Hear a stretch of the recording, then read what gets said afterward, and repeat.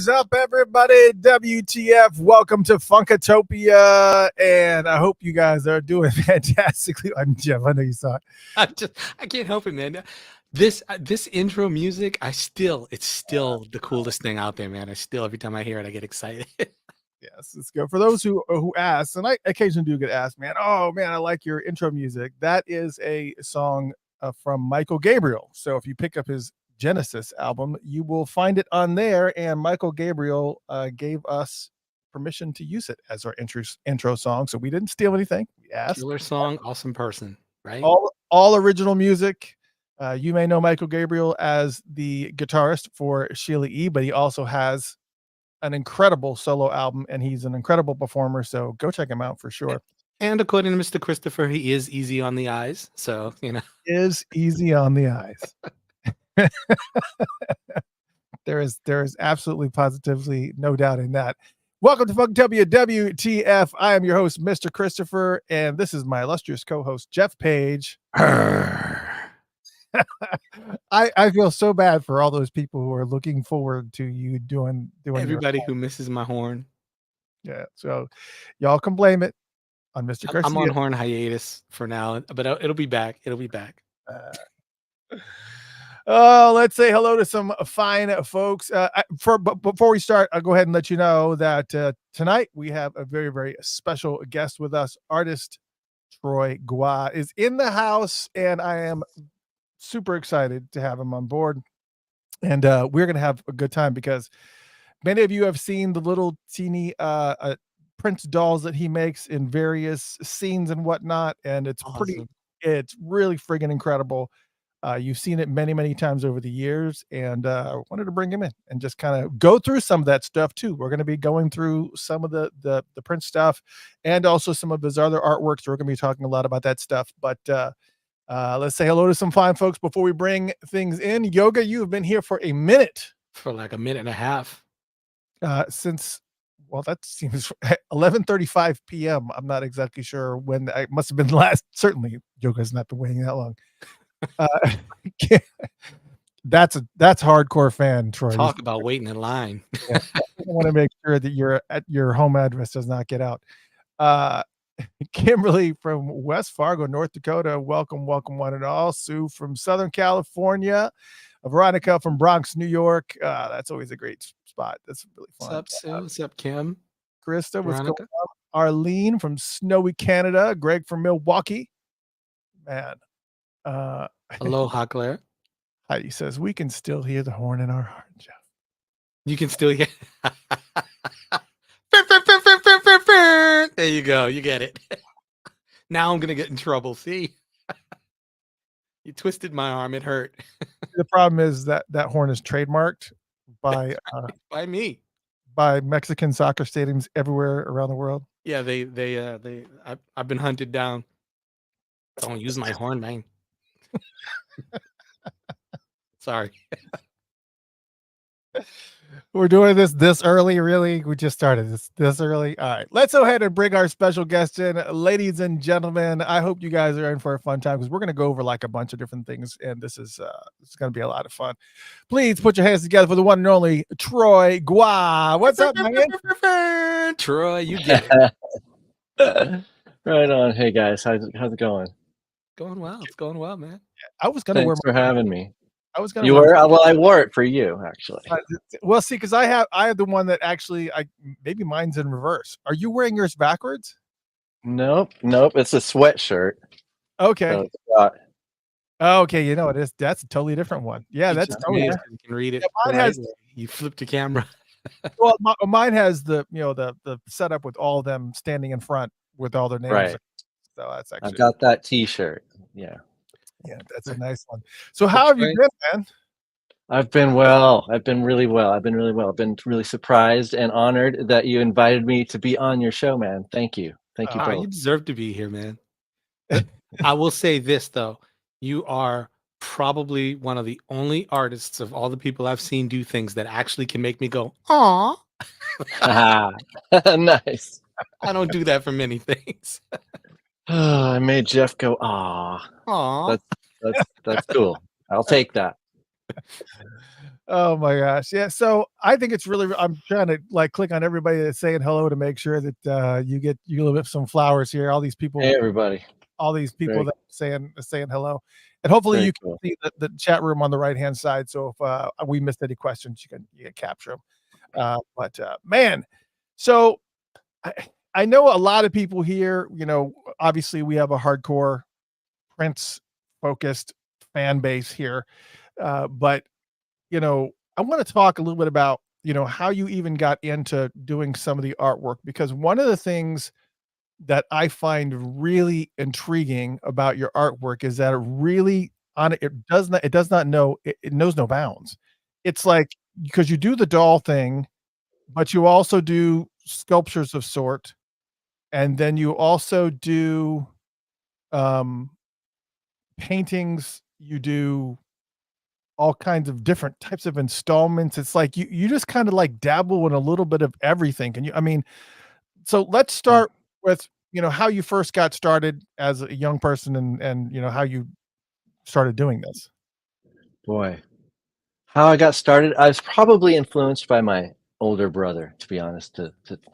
Started with him drawing pictures of illustrating Elton John songs for me as like a little kid. And he's about 10 years older than me. And I think that's really what inspired me to like pick up a pencil. And it really just started there. And then I got the pat on the back at school and sort of was given the role as artist, like, class artist. I think everybody has a class artist, right? I was that guy from first grade going through, through Yeah. 12th grade. And I was just, that's kind of what I identified as. And I've always been creative. Yeah.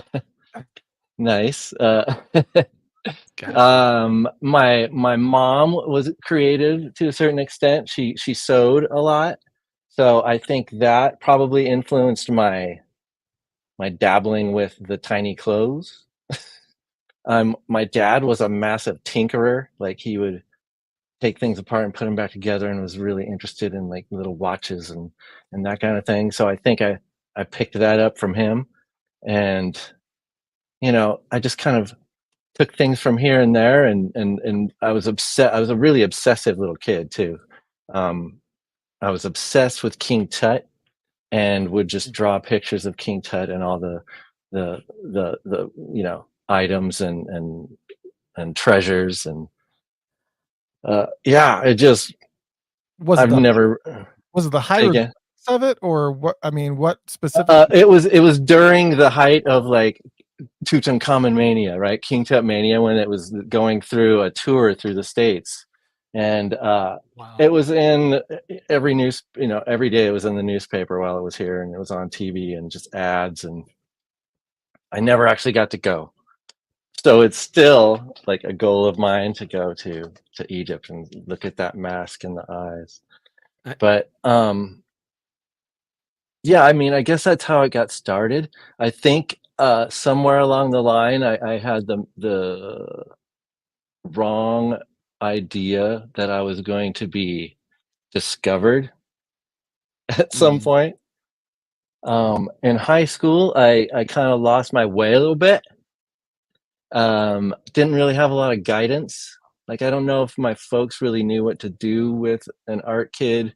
I went to a public school that I don't know. They didn't really know what to do with me either. I did well in school, and then I got a girlfriend and kind of turned the corner and Yeah. spent a whole entire other life doing things whatever. We've all. Oh, Arlene said Steve Martin did a song. Yes. Remember yes. that? Yes, he did. Of course. So Buried with the donkey. He's my favorite honky. I gotta ask I you loved this. it. I loved it. Were you one of the now I don't know if I'm dating myself on this one, but You are. did you draw Lucky? Lucky as in like the Back turtle. in the comic books.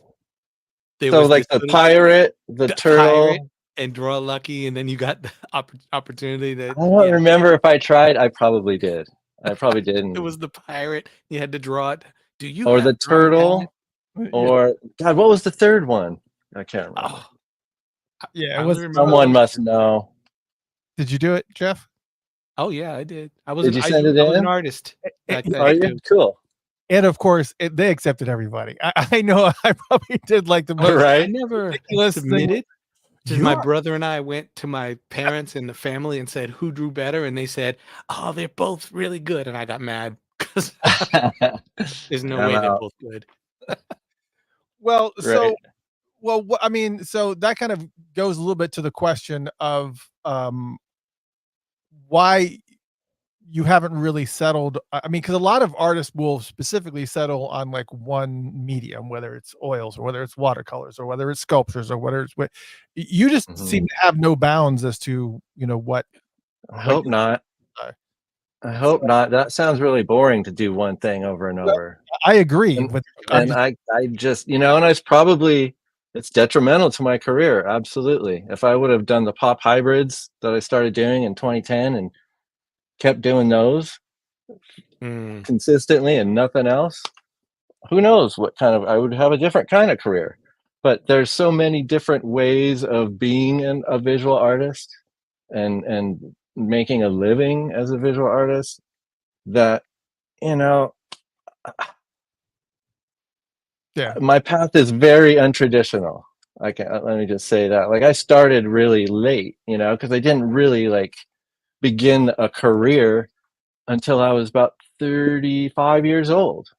Like mhm, so, I, my wife Catherine, who is like the most amazing person in the world to me, she basically saw something in me and said, "You need to be doing this, full time."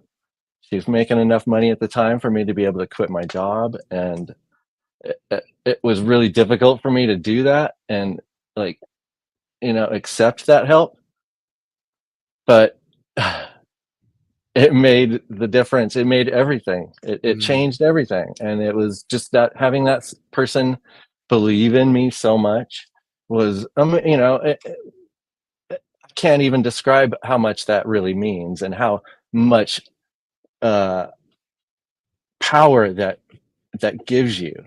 And that was 2006, and I haven't really looked back. And as far as eclecticism, it's all due to Prince, and it's really, I don't want to be put in a box of any kind, right. and especially as an artist, I don't want to be a painter, I don't want to be a sculptor, I don't want to be a photographer.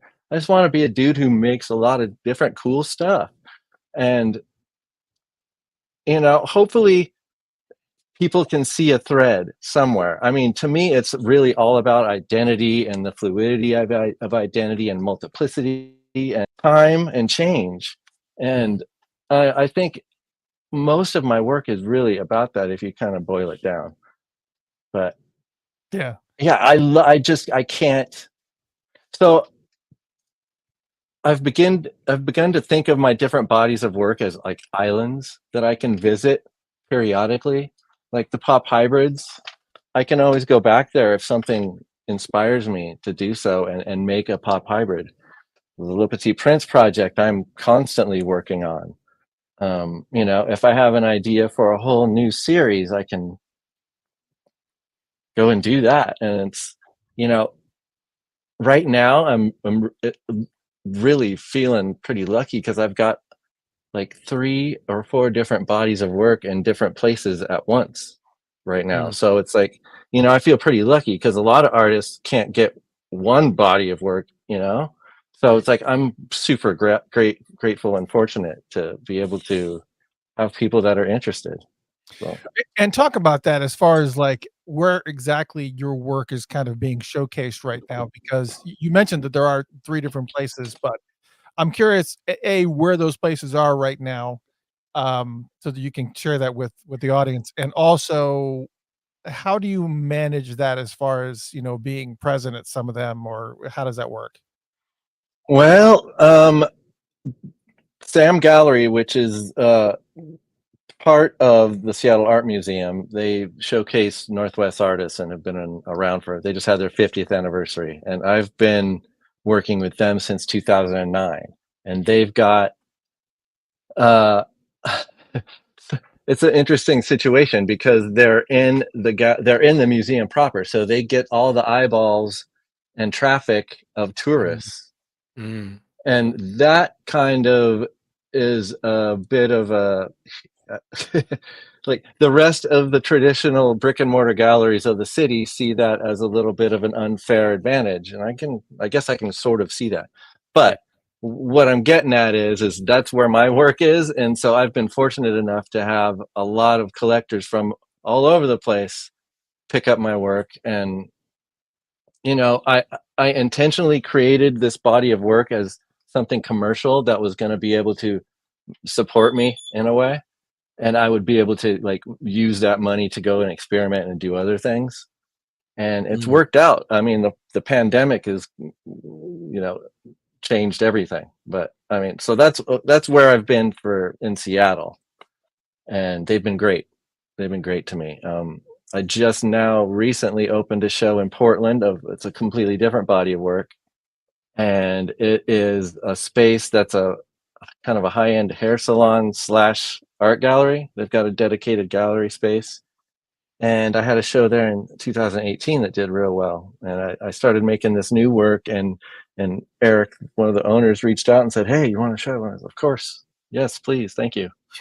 So that's up until through June, so that's cool. It's like a 3-month show. That's nice.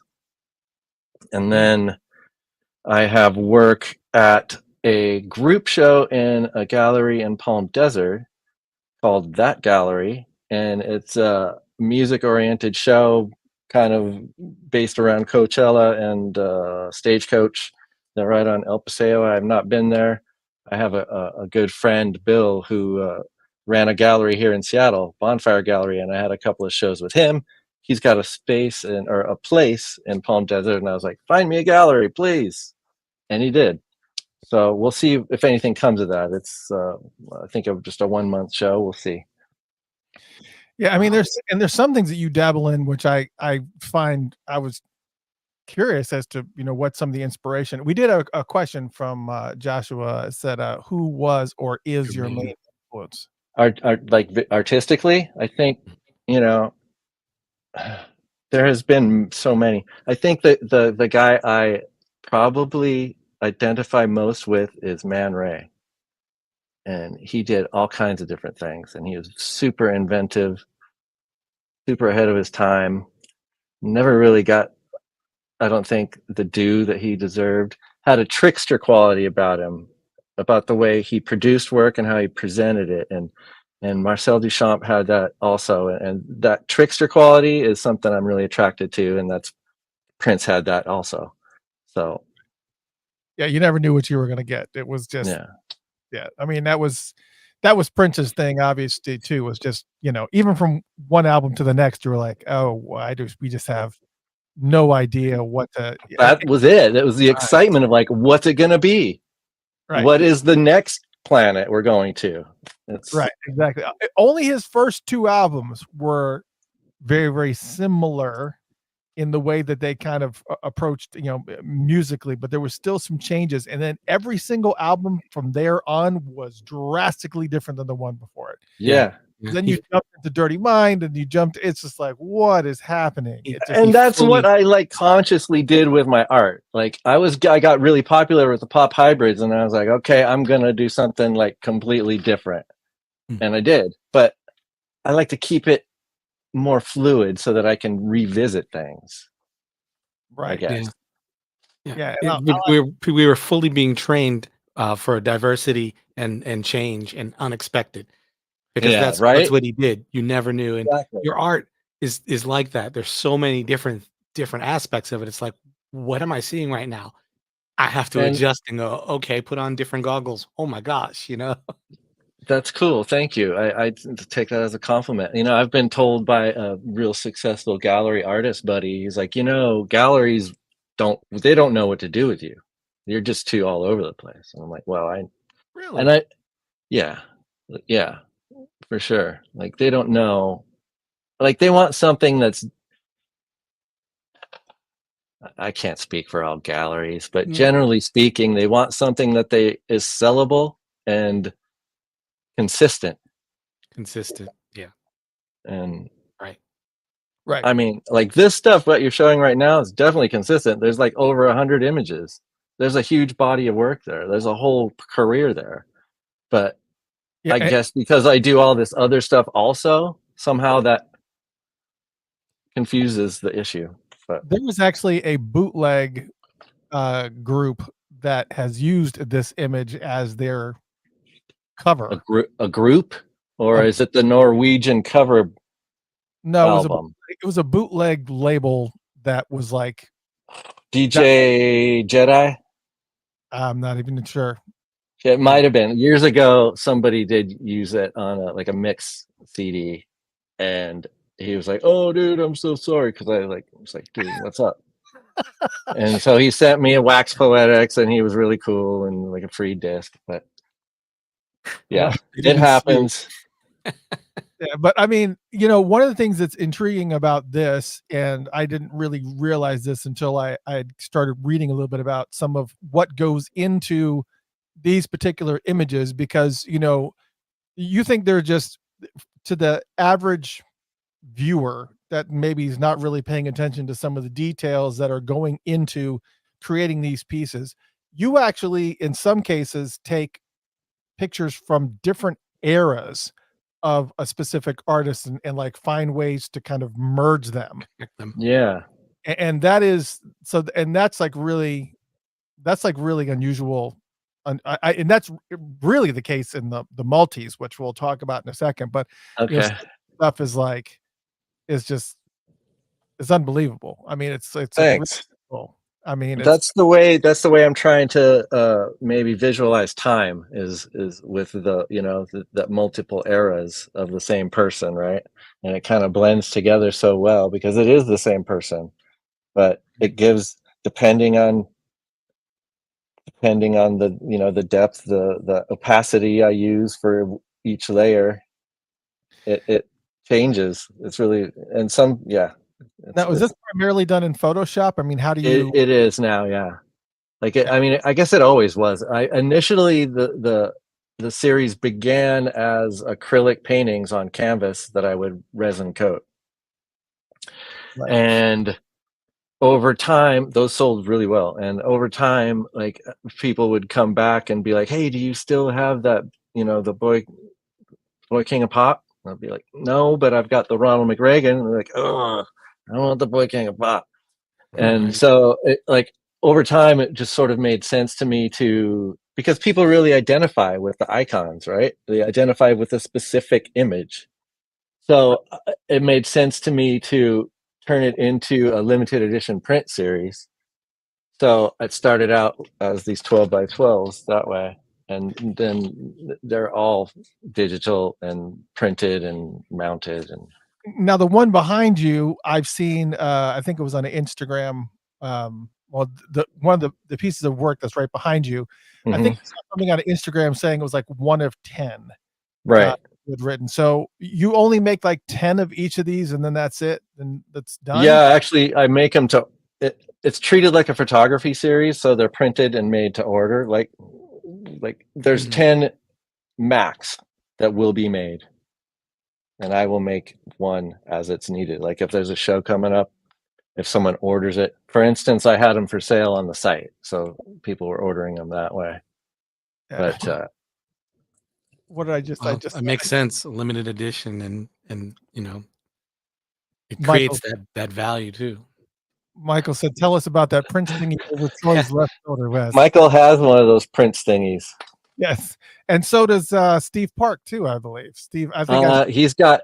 I don't know if he's got. Does he? Yes, he does. Yes, he does. Yeah, I saw him comment on one of your Instagrams. He was just like, "I can't wait to get mine." I was like, "Oh, yeah, it's yeah, man. It's like that's the craziest thing about Petit Prince is that I've got to meet all my best friends, and because of Prince, and I got to meet you guys. I got to, I'm in this world, this family that when I was a kid, it was like Prince was mine, and now it's like hug me. It's awesome. So I like some of the random things that you dabble in that seem to kind of be one-offs. You kind of do things and then you just don't ever do it again. Like, like shoes. Okay. Well, you know, those are like reproduction Wendy's shoes, right? Yeah. So I want to wear them, but I'm like, I don't know if I'll be able to wear them. Like that's sharp shit. Yeah. Yeah. I've got gashes in the side of my old car. Dude. Side of trucks. So those might have to just be a look only thing, but yeah, like the fashion stuff, you know, that's a hugely inspirational part of Prince world for me too. Yeah. Oh, I gotta imagine. Well, and again, over your left shoulder, we can see all those outfits that you use for the Le Petit Prince, and we're gonna talk about those things. I know you want to talk. We have to. Well, oh, absolutely, we're going to. That's gonna be right. Exactly. We'll get there. It's a given. But I need to, give him his flowers and honor. Dude, thank you.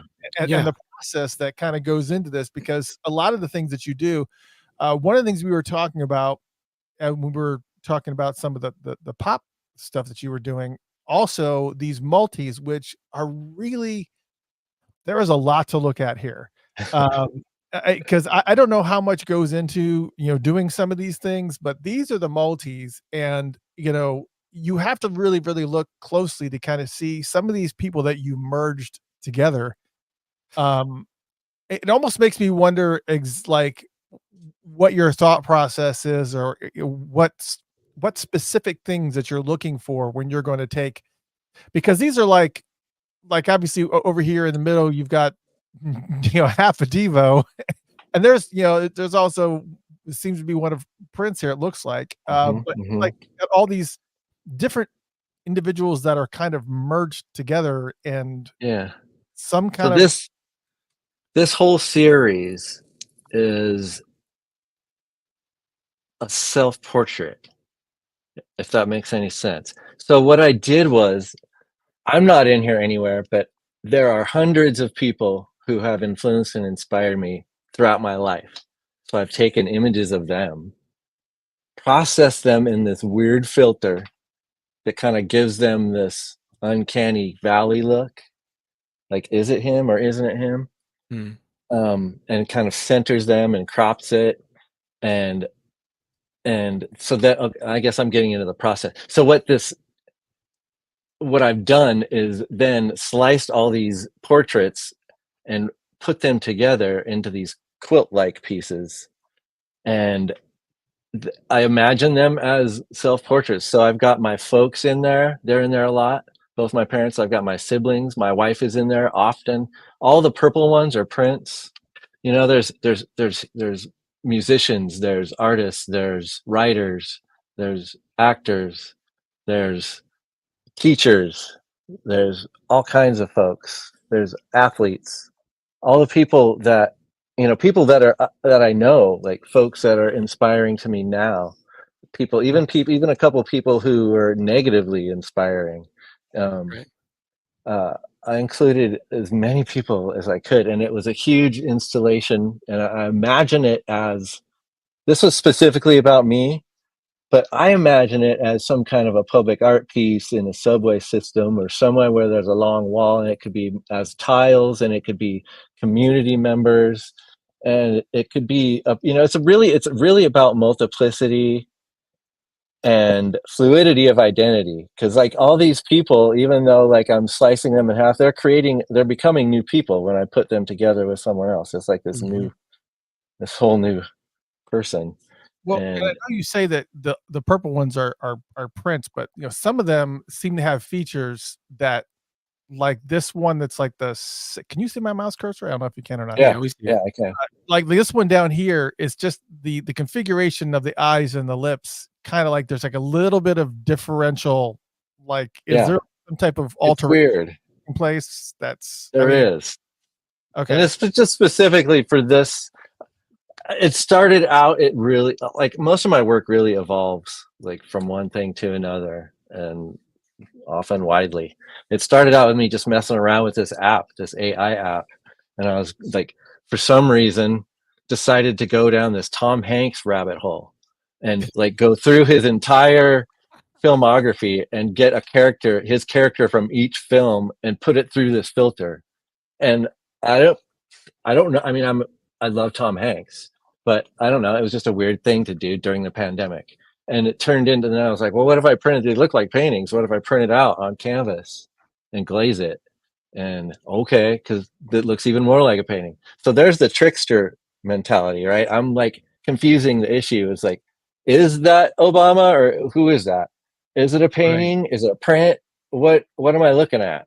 So that I'm always interested in like confusing the perception, you know. Yeah, like I can see somebody like that looks like this kind of looks a little bit like Obama. This obviously, I see Pee Wee Herman right in here. Right.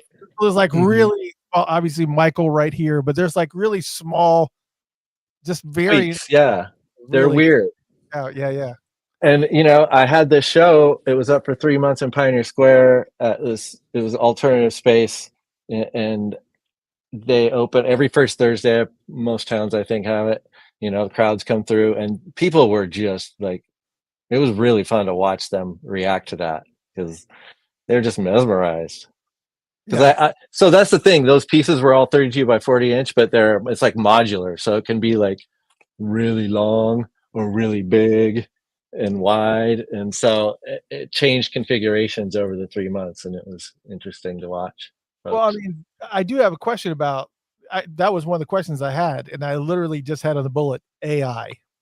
Like, there are artists that embrace it, there are artists that curse it, and you seem to be one of these artists that kind of could flow either way depending on how it uses you or how you use it. Exactly. That's really what it is all about for me. It's like the idea comes first. Like when you're talking about the one-offs, it's like those are just like ideas that I need to get out of my head. But really it's all about the idea and whatever the party calls for, you know, it's like whatever's gonna enhance this idea the most is really what I'm trying to right. You're using the AI as an aid, not as for that itself, right for that one specifically. I was like, okay, this makes them look really weird. That's an interesting aspect that I could add to this. But, yeah, explain this art piece to me. I don't. Okay. I mean, so there's an artist friend of mine her name is Kelly Lyles. She's had a group show called Like Mother, like a traveling group show for years. And it had been a group of women artists who had done pieces about their mother. And at some point over the past couple of years, she opened it up to a gentleman. And so that like broke the seal. And then she asked me to do a piece about my mom. Well, I had already done this piece about my mom. It's called Mom's Back Belt. And so when I was a little kid, my mom had a long line of red coats. She just loved red coats, right?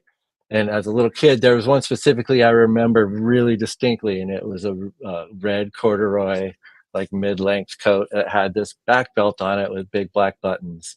And I would hold on to it. It was kind of like my my tether. And so if I would get separated from her, I would look for that. I would look for that beacon, and that's, you know, I would go and grab for that. So it's kind of about being out in the world and looking for your mom. Oh, that's pretty deep. It's definitely like deep. So let's talk about we're going to talk about one more thing, and then we're going to kind of start migrating towards the Prince stuff because I want to look at the Le Petit Troy stuff before that. But before we get there, I do feel like this warrants some attention. Is Orange Dust? Thank you. Because this is really intriguing because it's not just a bunch of Doritos. I guess it's just focusing on the dust, and that can be either Cheeto dust or right. Dorito dust. It did make me hungry though. Yeah. So kind of thanks for highlighting this. That's actually means a lot to me. I'm most proud of this show of anything I've done. Really? Aside from like LPP, probably, yeah. I mean, we completely transformed this space into like a mini. I wanted to make a miniature, like natural museum setting, like a museum, like a exhibition that you would see in your museum. There's your king inspirations there right. too. This is totally inspired by. So it's an imagining of the future United States that is a past civilization, and artifacts that we find that sort of speak to our culture, maybe as we are now. And maybe they're a little bit of a warning, somewhat, maybe a little snark.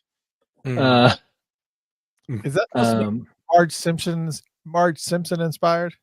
That's Marge and Nefertiti. So that's Marge is our queen. Yes, she is. Yes. Yes. So there's political statements in here about, gun violence, about obesity, about, food. Yep. Yeah, it got a lot of attention. It got into the papers, and even Michael Medved, I don't know if you know who he is, but he's like a conservative radio guy, and he was all, he got up in arms about it. It was like, well, that's successful then. That's right. Yeah. You can, if you've ticked off one of those guys, you've made it, because right. I still to this day remember the morning after Super Bowl Sunday when Prince performed, and I happened to be flipping through the radio stations for whatever reason because I had a long commute, and Sean Hannity came out, of all people, and the only thing he said was, I just don't understand. Does anybody in my studio here get this whole Prince thing? I don't understand why people even like him at all. And I was just like, wow. Okay. Because I think when you start making commentary about the things that are wrong with America, it kind of creates, especially with right-wing players, they get really, really protective instead of perspective. And right.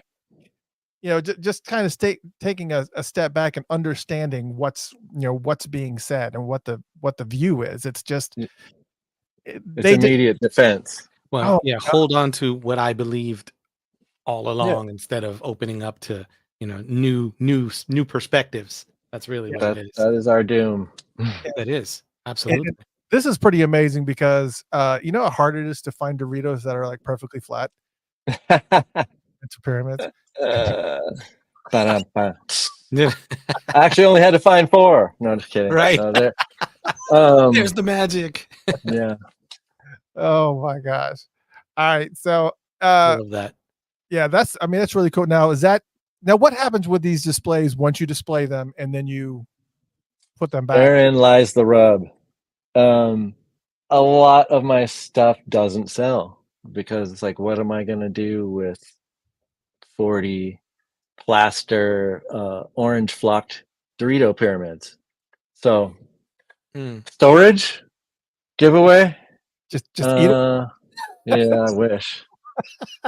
I sell some pieces from shows like that, but a lot of times they end up either sometimes being recycled and become new pieces. Sometimes they just end up in storage. Oh. The pyramid, that glass pyramid that was blown, that's blown glass. And I was like, well, I need to do something with that. So that has become another piece altogether. But I reduce, reuse, and recycle as much as possible. That's good too, though. I mean, I can't even imagine what, what's, I do have to talk a little bit about, well, I'm going to go back to the homepage for this because this one is also intriguing. I'm not going to go delve too much into it, but just the capture right here of the hot dogs, it's a distraction. So yeah, that was a whole that's an alter ego show that I put together during the pandemic, and it's all about absurdism and what's the meaning of it all. And it's a bunch of really absurd objects put together in a way that are I think artful and sort of meaningful if you read them, like the statement.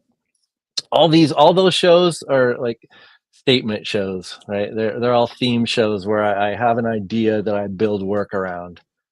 And then there are series like the pop hybrids or the color bands or the Right. portals. Yeah. Yeah, and we're gonna probably talk about the portals next here because that's Mhm. there's obviously some really, really cool stuff, obviously in the portals. And obviously, for those who are just tuning in, we're with artist Troy Gua, and we're kind of going through his work, and haven't talked about Le Petit Prince stuff yet. So you haven't, if that's what you're tuning in for, you haven't missed it yet, but we're going want to kind of respect the artwork and the process and before Right. we get to that stuff. But I some appreciate you guys, man. Thank you. absolutely, and some of these are obvious. Yeah. Yeah. Uh, My sister Claire owns that original piece as well as another one. Yeah. But yeah. And that was actually used by the PRN Alumni Foundation for shirts to raise some fundage oh, very cool. for, yeah. Okay. That's nice. I mean, because I mean, there's got to be some other. I'm actually surprised, and maybe you have. I mean, because maybe this subconsciously, like doing something for like Riley Creek, some of the graffiti bridge, the tunnels and stuff. You know, maybe subliminally there's some stuff in there. I don't know, but Interesting. Hadn't thought of that, but yeah. I thought, I wonder if I'll ever do one, or maybe this is it. Or maybe this is it. No, but I should do one. That's a really good thing that's a good way to revisit that. Yeah. Yeah. Thanks for the idea. You're welcome. The only thing I ask is just to appear in a multi somewhere down the line. Okay. Okay. Done. Is it me or is it? Is it me? Like your other grouping of Do You See Me? That's what. Okay, there's a whole other thing. Yeah, that was a show I did, boy, 2009. 2009? Yeah. And that was all about Facebook, basically. It was all new to me. You know, everything was new about social media. And so that was really all about, I was just kind of amazed at how much people were putting out there, you know, personal stuff for one thing. And Still. yeah, still it's, yeah. But at the time it was like fresh. And there's one piece in particular that I think is sort of the theme of the show is it was 25 random things. I don't know if you remember that little sort of chain mail kind of thing that would go around Facebook. You would have to tag somebody and write 25 random things that they might not know about you, and then it would go to somebody else. This was like 2009. So yeah. And so what I did was I picked one person and took their thing and went to the person that they tagged and took their thing. And I ended up not knowing any of these people except for maybe the first one. And I actually met a good friend that way because somebody come to the show and said, "Hey, they put your quote up there on the." So yeah, she came in and met me, and it was yeah, Wow. we're friends. But yeah, I haven't done a statement show in quite a while, and it's probably because there's too much to say. I'm like, I don't know what to say. Right. So I'm kind of in my own One of the things that's really cool that I've noticed about every piece of art, or even each topic as we talk about it, is a lot of people have a lot of things to say. But one of the things that I'm seeing here is everything that you have has real thought behind it. Everything isn't a blatant, obvious statement, because a lot of times people are talking and we're like, okay, yeah, duh. But in yours, it's kind of like, oh, like revelation. Oh, Thank like you. hidden. That's a huge compliment. Thank you. You know, gold nuggets throughout. And I think that's much stronger than just a straight up statement of, I like orange. Yeah. Right. I agree. I totally agree. And the thing that I try to always instill into my work is layers, like many layers, many access layers. Like they can be accessed by just cool to look at. That's fine. It could be because you're into Prince. Okay, that's fine. It could be because you like shiny things. That's fine.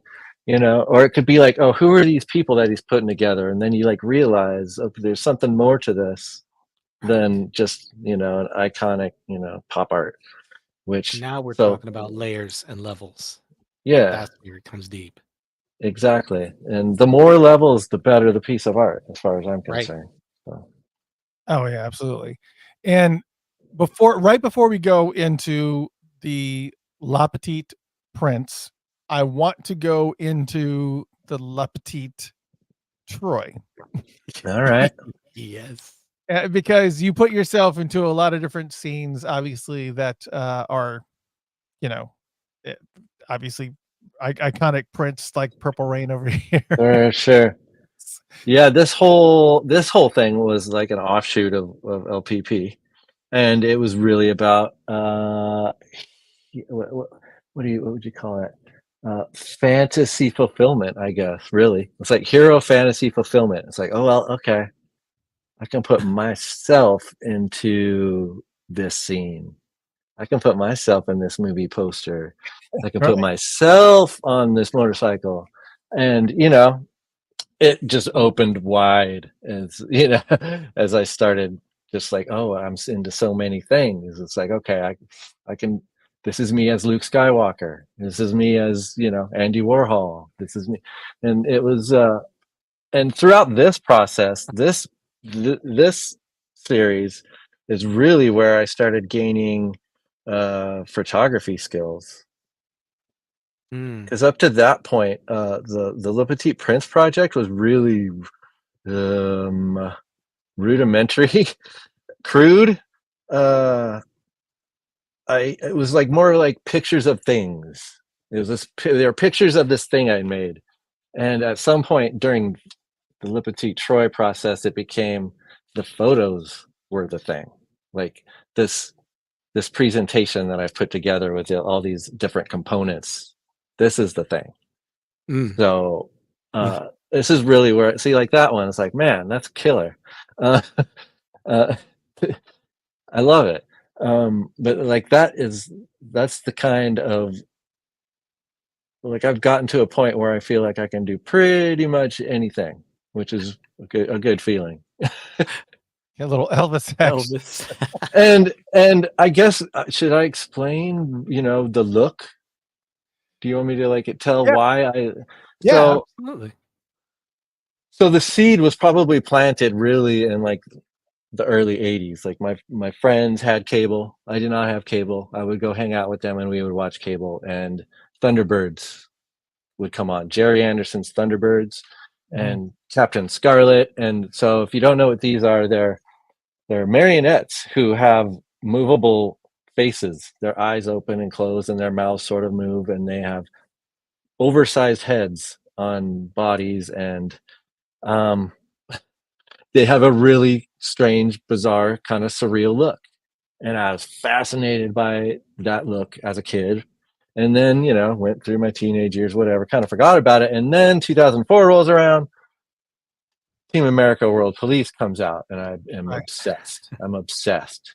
My buddy and I go and see it every Friday for 6 weeks in a row. And we're like, okay, we need to try and make little guys of us, right? So we tried with Scopy. We had some play, kind of failed, didn't work out right. I'd always kind of thought about, I wanted to make Prince. I wanted to make a little Prince that could live in that world, in the world police world. And after a few years, I had this year where I was really busy, kind of maybe overexposed in the city. I was in a lot of shows, group shows. I was in a lot of press. I was doing real well, but kind of burnt out, kind of feeling like I needed to step away. And it was at the end of the year, and Prince was coming to town, and I was like, I'm gonna make a little Prince finally. And that's what I did. And it was really basically just a thing I made for me, and took a couple pictures. My good friend Monet Love was like, I'm gonna share this, I hope that's okay.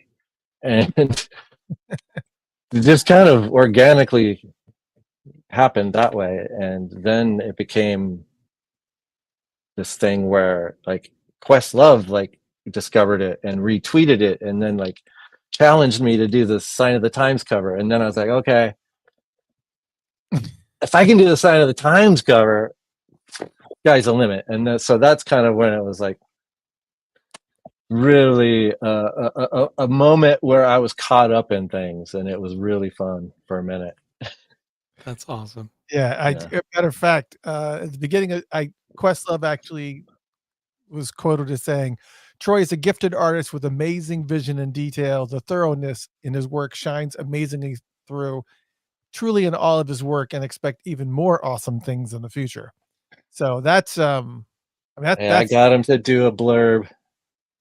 Yeah, that's pretty high praise. I mean, yeah, he's not bad. I can't get a hold of him these days. He's too famous, I think. But he's that's very cool. I wonder if he still does. He still have LPP bust on the drum riser? Did you know that he has that? He's got an LPP bust on the drum riser right next to his drums. Check out next time. What? Okay. Yeah. I think I missed that, but now I have to look. Been there for years. I know that one of the Pennsylvania, whenever one of the Pennsylvania teams happens to make it in, whether it's whether it's Phillies or whether it's whoever, he always changes his whole drum head and everything to make sure that it's something, Totally. All right, folks, let's do it. Let's go ahead and talk about. All right. We'll just go ahead and talk about Le Petit Prince. Obviously, what I find really, really cool about how you have it structured on the site, obviously, is at troygua.com, TROYGUA.com, is that you actually start from the very, very beginning. Even some of the most random details that most people that aren't Prince fans are not going to catch, just these little intimate moments or intimate photos that are not even really widely circulated, and you just went all in. And man. It's for us. Yeah, yes, it is. But man, it's I mean, some of this stuff is pretty amazing. I mean, just to have to go through the process of some of this artwork. And I mean, here's a question that I have, and I know that these are always widely circulated. My question is, do you ever get an opportunity to like sell these in any way, or is this just pretty much a passion project that you can't really I mean, I sell the prints, but I mean, I don't have a lot of buyers, like really. I mean, it's mostly a passion project, and it's really mostly funded by my Patreon club LPP. The sevens keep LPP alive, really. It's this group of folks that believe in this project, and so I still post an LPP every first Saturday of the month. So there's still LPP Saturday every first Saturday of the month. So still, folks are still getting it, but the other folks get LPP every Saturday, and they're the reason, though, really, that you're still getting the one a month. Yeah, they're keeping me going for sure. It's just amazing. So if you're down with LPP, you know me. Yeah. You go to. Oh, thanks. Thank you for that. That's very cool. Mm-hmm. I had to do the LPP joke. It's like every time. Yeah, I know. I know. You can go to Funkatopia, FUNKATOPIA.com, Funkatopia.com/Troy, and you'll be taken directly to his Patreon page, so you guys can join. And it's actually really, really cool, because there's like different levels. There's dance, music, sex, romance, and some even beyond that, and some below that too. So definitely check it out if you obviously want to get a little bit more involved and kind of get first peeks at some of this stuff. But again, it's just how you go through this whole process of I didn't even pay attention to what was being written here, but he's working on his signature. He's like Mr. Nelson. No, Prince. I love it. So I have to know like the details of because some of this stuff is just it just seems the level of detail. So Do you want me to break down this image we're looking at right now? Yes. Yeah, I mean, yeah, why not? Okay, so LPP, he's 1/6 scale. He's about 12 inches tall. I have him sitting on a little couch I made, right? The camera is back behind him. That is a tiny little notebook with wire that's, woven through it's a tiny notebook. It's a tiny pencil I made out of a toothpick. The TV is on. He's watching Welcome Back, Kotter. That's my phone inside a little console I made out of poster board. That's the TV. There is can't tell if you can see that there is like wallpaper on the back wall. It's very 70s floral. What else? There's some things in there that I can't quite see. Well, But you got a coffee table here, obviously. okay. Like, would you go to like a Hobby Lobby? I don't know if you have those over there, but like, would you go to like a hobby store and like just pick up random dolls? I've got so much stuff here now that I just sort of look around, and I'm very MacGyvery. So it's generally I look to stuff that I've already got around, and then I guess I sort of use some technology as well. Like for instance, this one you're looking at, it's a piece of plexiglass for that window, but I printed that, I designed the stained glass and printed it on a piece of transparency film and attached it to the piece of plexiglass and shine the light through it. So there's, I do different things to do whatever, like I said, whatever it takes. It's Oh, just and the benches are just little wood slats, So where do the concepts come from? Like when you're sitting there, is it maybe you're having a random conversation and suddenly you go, wow, sometimes. or is it something that you start and then you see where it goes and then you realize, that's what I'll do. Sometimes, oftentimes, I get ideas from shows like yours when you interview folks and they've got amazing stories about Prince. I'm like, that needs to be visualized in some way. That's amazing, Or I'll be reading a book, Maite's book, and there's just like a moment that, or for instance, because I do go in chronological order, I'm trying to tell his life story over and over, his career, and give different perspectives and aspects of who he was. And so there are times where I'm like, how do I do this? Like, for instance, I'm in the process, I'm in 1997, and he's just, coming through this really hard period, and he's meeting Larry Graham, and I'm trying to figure out, how do I visualize that? How do I make that? You know what I mean? Like, so I think I have an idea. I think I'm doing it, but and you'll probably see it someday. But this. it's that kind of thing where it's like I'm going through his life, and I want to highlight moments and points that we think about, or maybe a different perspective of something that's maybe pretty familiar. Like this, for instance, go back to that one. That's my like foreshadowing of Purple Rain, right? He's in LA right now, and he's like going to be promoting his first album, and he's riding around on a moped in Santa Monica. This is from the Chris Moon story, I imagine. Yeah. Yes, exactly. Back, yeah. Yeah. For those that don't know the Chris Moon story, Chris Moon alleges that Prince really wouldn't sing very loud, and that he had to continually go into the booth and constantly keep picking it up, but he was singing so lightly that he couldn't even hear him, and so that he swaddled him. Yeah. Gave him a pillow and laid him down underneath the piano with candlelight. Gave him a graham cracker. I was like, I don't know that okay. Okay. But the stories exist. So I guess that's another good question, really, is, where is, I guess you kind of have to just kind of make artistic judgment whether or not. Yeah. Where's the line? Like, who do you believe? Right. Yeah. Well, I mean, I sort of do believe it to a certain extent. I don't know. It didn't seem too far fetched that he would be super shy and like want to be because there's the stories about him basically turning Sunset Sound into his bedroom for weeks at a time. Right.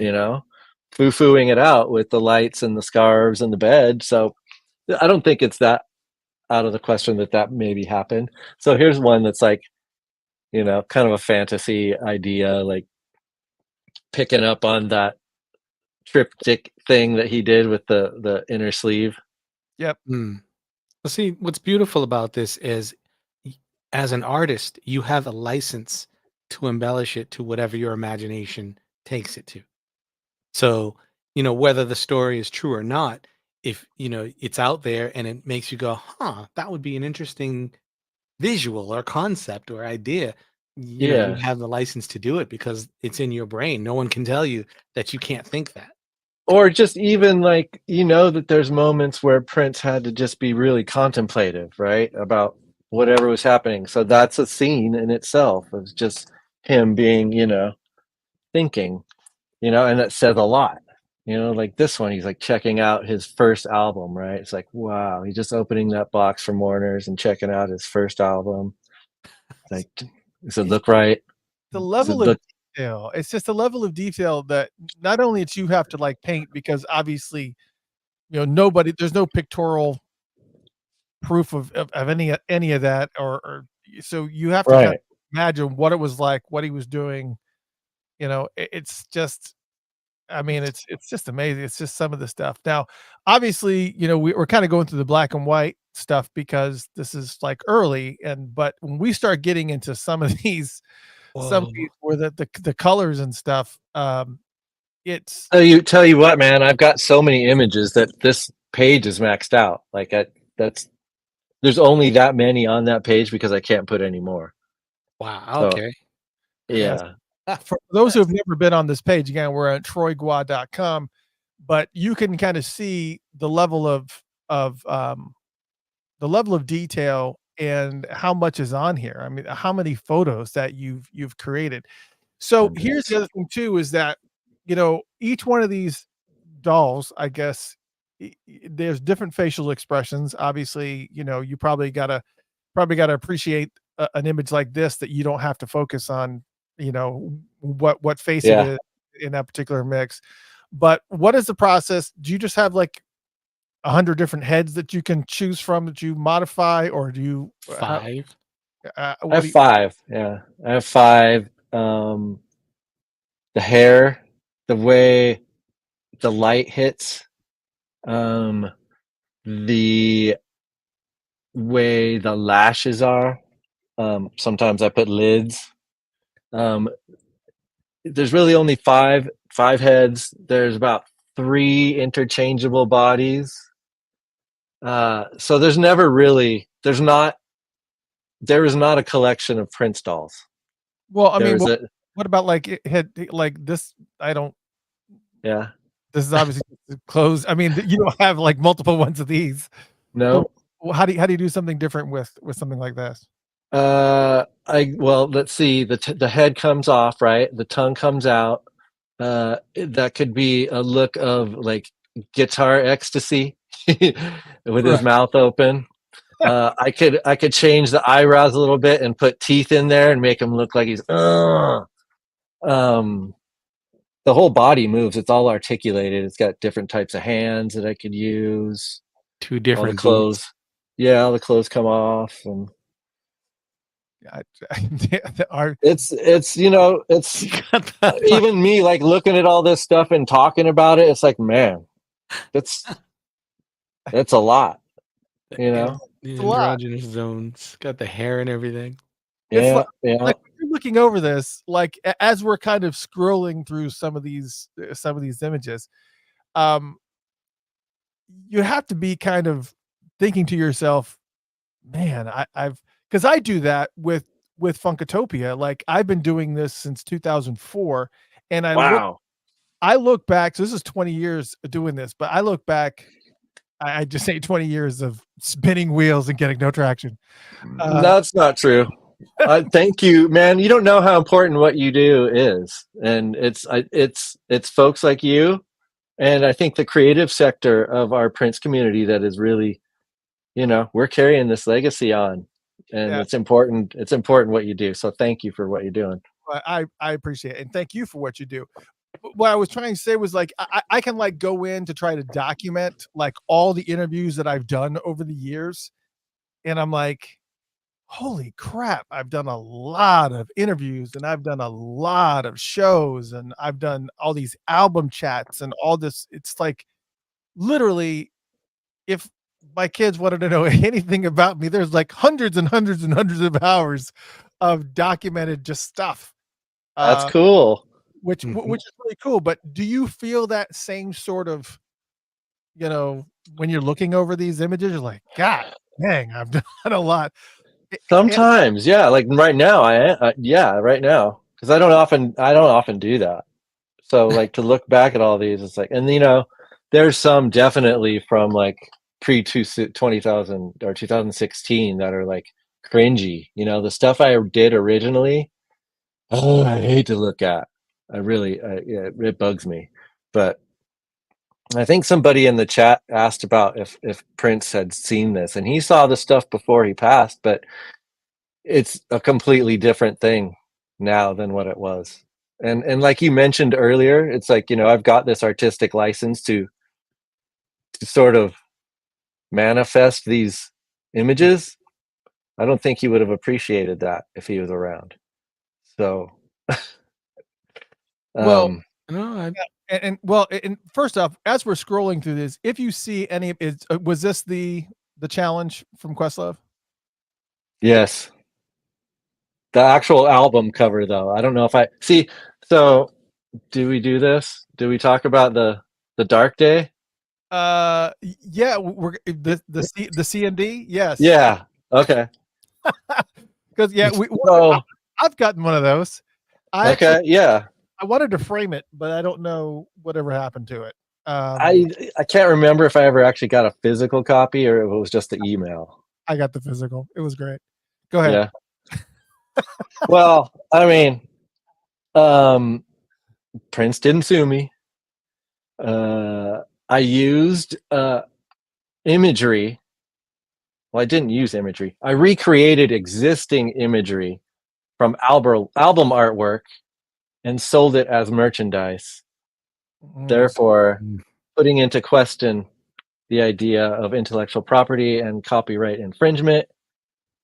It was a calendar, pretty much, that had images of all his albums, and it said his name, Le Petit. It said Le Petit Prince, but it still said Prince really big, and that was the argument, and I acquiesced.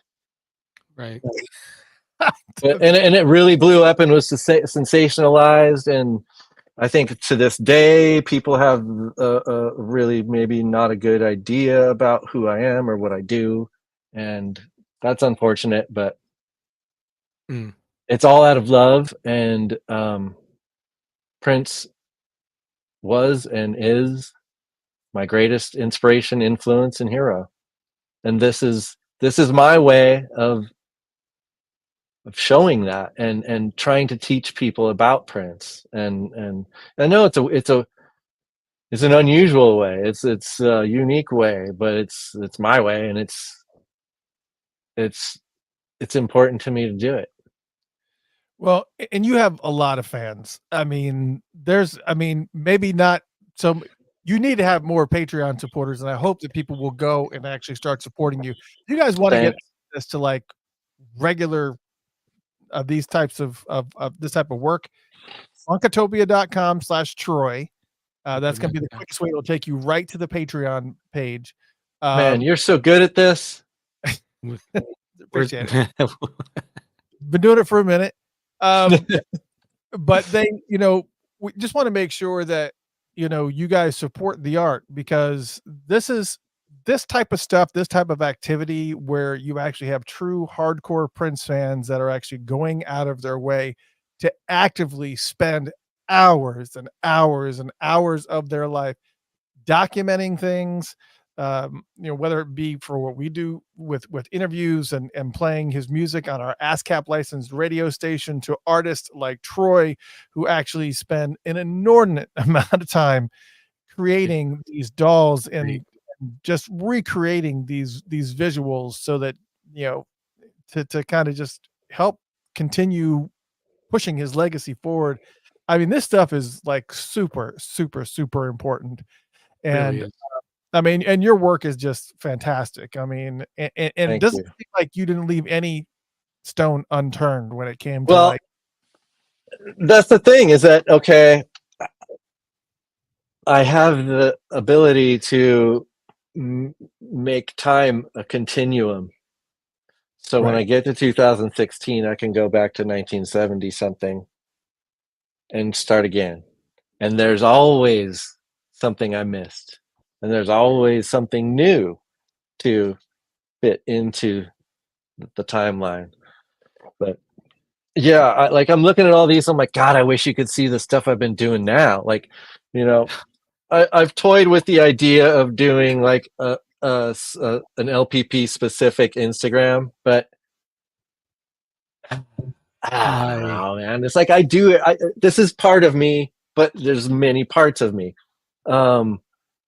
Brother Seeley Green said at the symposium last week, I can't remember who he quoted, but he mentioned that, Prince was someone who had many slices in his pie chart. And that's what I want to be. I'm not one thing. None of us are. So I kind of stood by keeping that one Instagram with everything. And so every first Saturday of the month, you're going to get a new image of LPP in the timeline. The guitar gently weeps perspective of him throwing the guitar. I'm sorry, man. That is such an amazing shot to me. Thank you. That is one of the best. Thank you. Yeah. And so there's so many different things that you can incorporate, obviously, too. Because I wanted to showcase this too. First off, you do actually have a pretty relatively active Instagram page. Yeah, I don't know why. Could be bigger. I'm not following back. I'm following back. Thanks for following. Yeah, I'm not the best at self-promotion, and I think maybe I shy away from it. Maybe I feel like maybe pigeonholed as overly self-promoting when I first came out. So I've backed off too far. But yeah, you're right. I need more Patreon supporters for sure. But I'm just that's the other thing, especially about the Prince community, is that I don't want to be misconstrued as trying to make a living off of Prince's name or image, so I just kind of try to keep it chill. Yeah. I think there's so much that can be done. There's so much that can be done with your work. There's so many different ways that even I see people in the chat room mentioning the estate. It's just there's so many ways that it can be utilized. Stop being so heavy-handed about this, that, or the other. I think that there's a lot here. I love the fact that you have a brand new calendar that is which here's an aspect of this I love, is that it starts in June. Yes, sir. Which is very, very cool.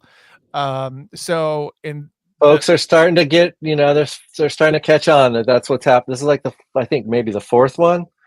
And for, I still do. It's people don't, it doesn't really make sense, but it makes sense to us. And it's, it's being different. It's being stepping away from the mainstream, which is princely. So yes. And if you go to troygua.bigcartel.com, you'll see the calendar there. And on top of that, you'll also see the previous calendars too. So if you want to collect them, you can get them here. But the calendar starts, you got a month to go ahead and order this calendar and get it and be able to hang it on your wall and have it be on your wall. Yeah, first one, because it starts in June.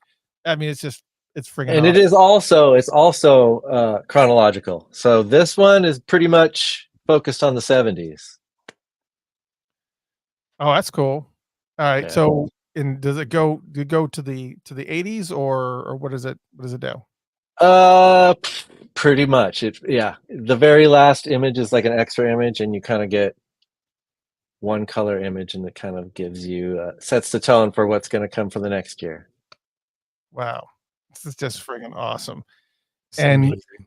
I mean, so I just obviously what I also did is I also picked some of the other items through here that I kind of picked that you did not highlight, and I want to make sure that I pull them up. Let's see.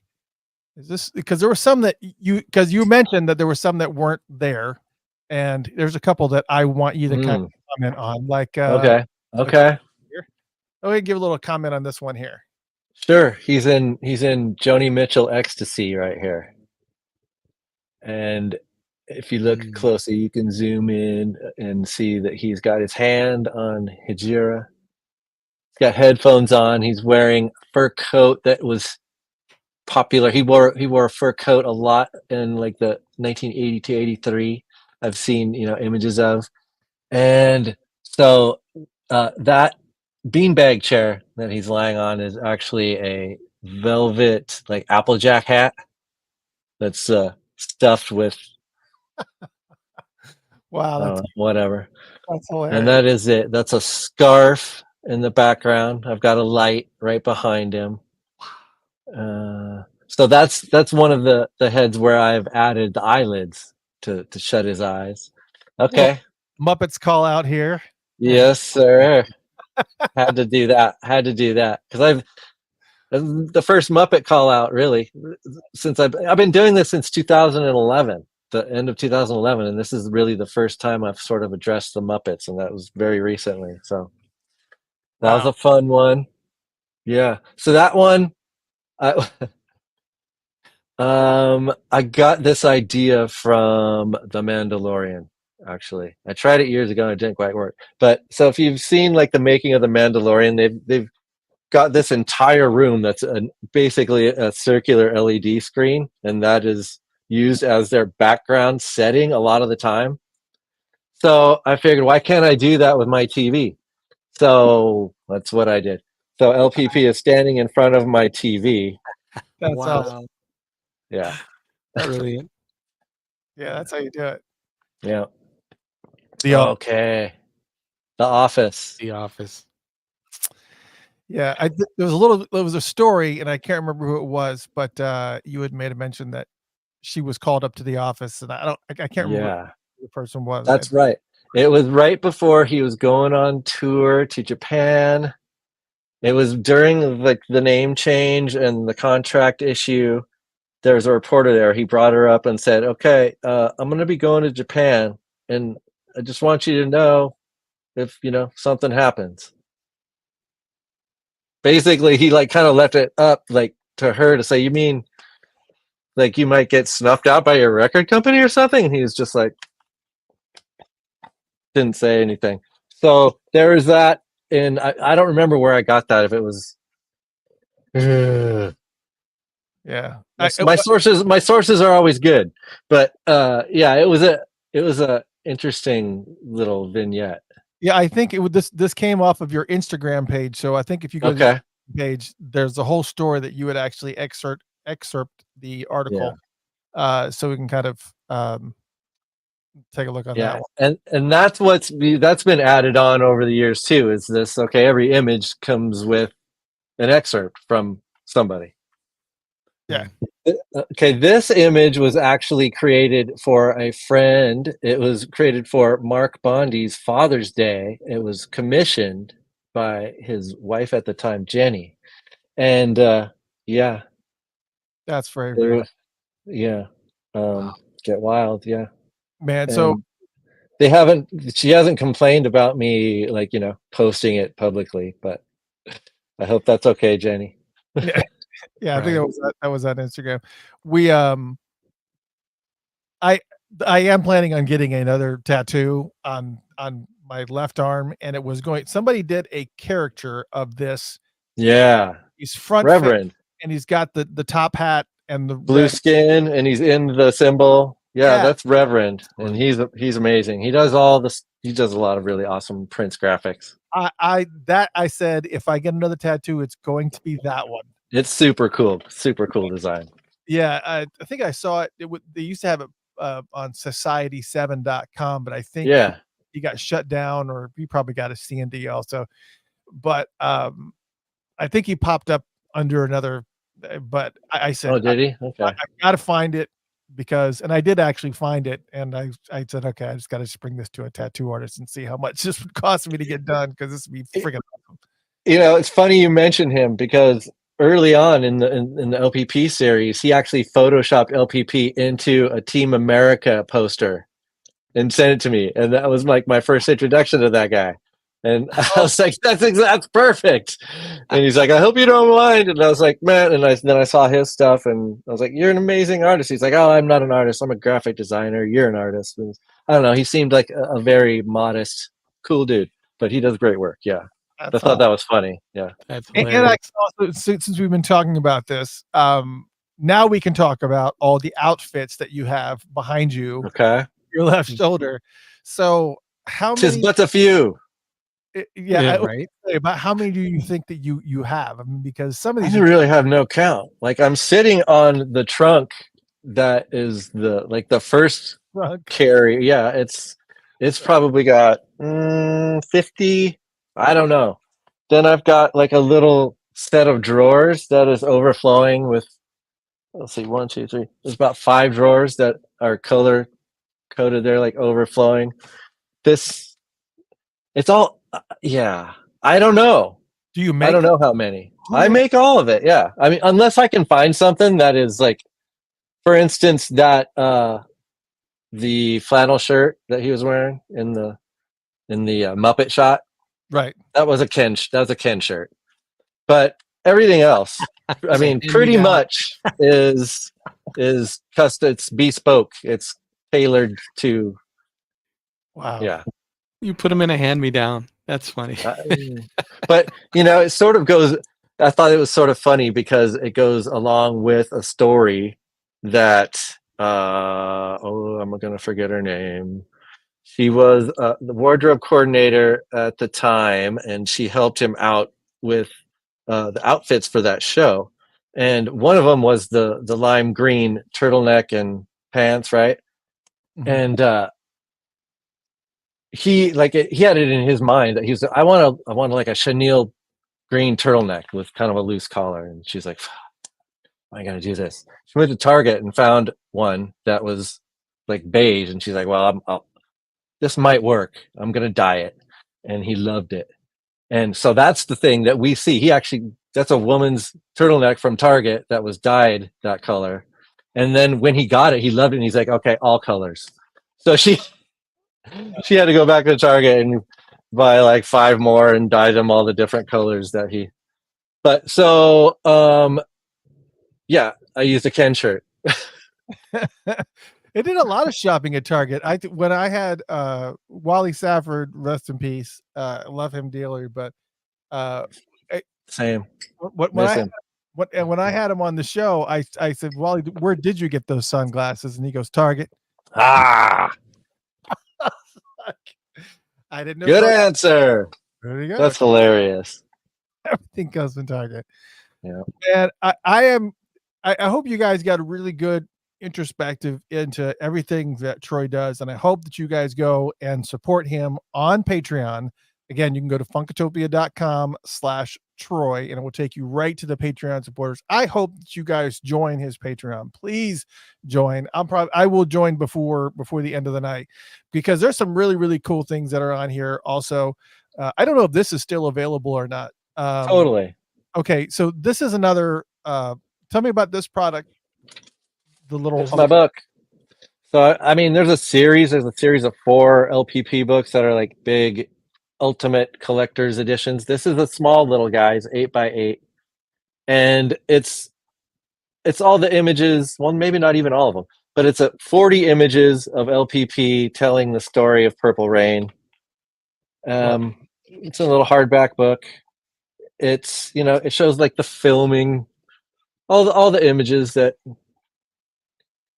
Very cool. you're maybe or maybe not familiar with. I don't know. But yeah, it's a it's a cool little keepsake. Yeah, that and is. I autograph each one of them, and Oh, that's also cool as well. And of course, we already talked about the calendars. You can get those as well. Yes. yes. While you can go to funkatopia.com/Troy and be taken to Patreon if you want the actual URL. There you go. If you're familiar with Patreon, it's patreon.com/club LPP. Thanks, Tanja. You can also go there as well. Yeah, man, it's pretty freaking awesome. The amount of work that you've put into this, and it definitely is truly an honor that thank you for coming on and just kind of walking us through some of this artwork. It has been it's been really eye-opening because again, I really want to spend one Saturday when I'm not being pulled in a whole bunch of different directions. I would love to go through that LPP page and just kind of look at some of the details that you've spent. That would be friggin' amazing. Just to kind of look at some of the details of what's going on. Just some of how you pulled some of the individual furniture stuff and just everything. Maybe someday somebody will make a documentary about me when I'm like 80 or something, and maybe there'll be a museum show someday. Who knows? Maybe a museum show about the museum. Yes, man. But thank you guys. Thank you so much for coming on. Again, it's patreon.com/club LPP. If you can't remember that, just go to funkatopia.com/Troy. It will take you to patreon.com/club LPP. You don't get any kickback. We don't get any commission on doing that. So just feel free to do that. We're not getting any kickback for that. Appreciate you guys so much. And of course, if you want to get like the calendar and whatnot, you can go to troygua.bigcartel.com to get that calendar and whatnot. Troy Gua, ladies and gentlemen. Yes. Thank you guys so much. That was really a lot of fun. I was so nervous, and you guys made it so chill and fun. So thank you. That's normally what happens. We'll normally have somebody on the show and they'll say, "Oh, they can only stay for an hour," and then 2.5 hours later, they're still here talking about how much fun they've had. I mean, right. Oh my gosh, this is supposed to be fun. Are you going this year? Are you going to Celebration this year? I'm not going to Celebration. I'm going to the Saturday Revolution show. Okay. And Bunkers on Sunday. I don't know what's happening at Bunkers, but I know something will be. Yes. The matter of fact, I can't divulge anything because I've been contacted. Oh, well, you can take me off the air and divulge. Right. Well, I don't think this person. I'll divulge. Okay. There's something brewing. Let's just put it like that. So fair enough. Are you two gentlemen going to Celebration? Yep, yeah. We will be there, and we're going to be there on June 6th as well for Maite's bowling event. There's going to be a bunch of people there. It's going to be a lot of fun on June 6th. Awesome. So it's going to be good time. But yeah, it's going to be cool. I wish I could afford to do all of it. Pick and choose. Yeah, I agreed. I totally get it. But ladies and gentlemen, Troy Gua. Yeah. Thank you, man. We appreciate you. Thank you. Thank you so much, you guys. And thanks everybody that's been watching. All right. Go to patreon.com/club LPP and make sure that you join. Thanks, Troy. We'll talk to you later. Man. Okay. Take care, guys. All right. That's us. That's Troy Gua, man. Oh my gosh. Ever since I saw amazing. There is a really, really cool interview that he did with Michael Dean. It was years ago, and at some point in time, hold on a second, I got to send one text here. Somebody's been blowing up my phone.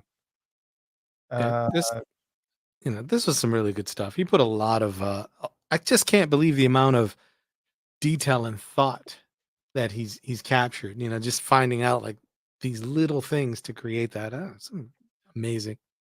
Yeah, I mean, some of those things like the beanbag that he was sitting on in that one photo that happens to be a hat that's stuffed with, it's just right. I guess when you start thinking in that realm and you start thinking about what Yeah, I don't. It's unusual. Yeah, Um, and his own art, outside of the LPP stuff, just all the stuff that he's done is so deep.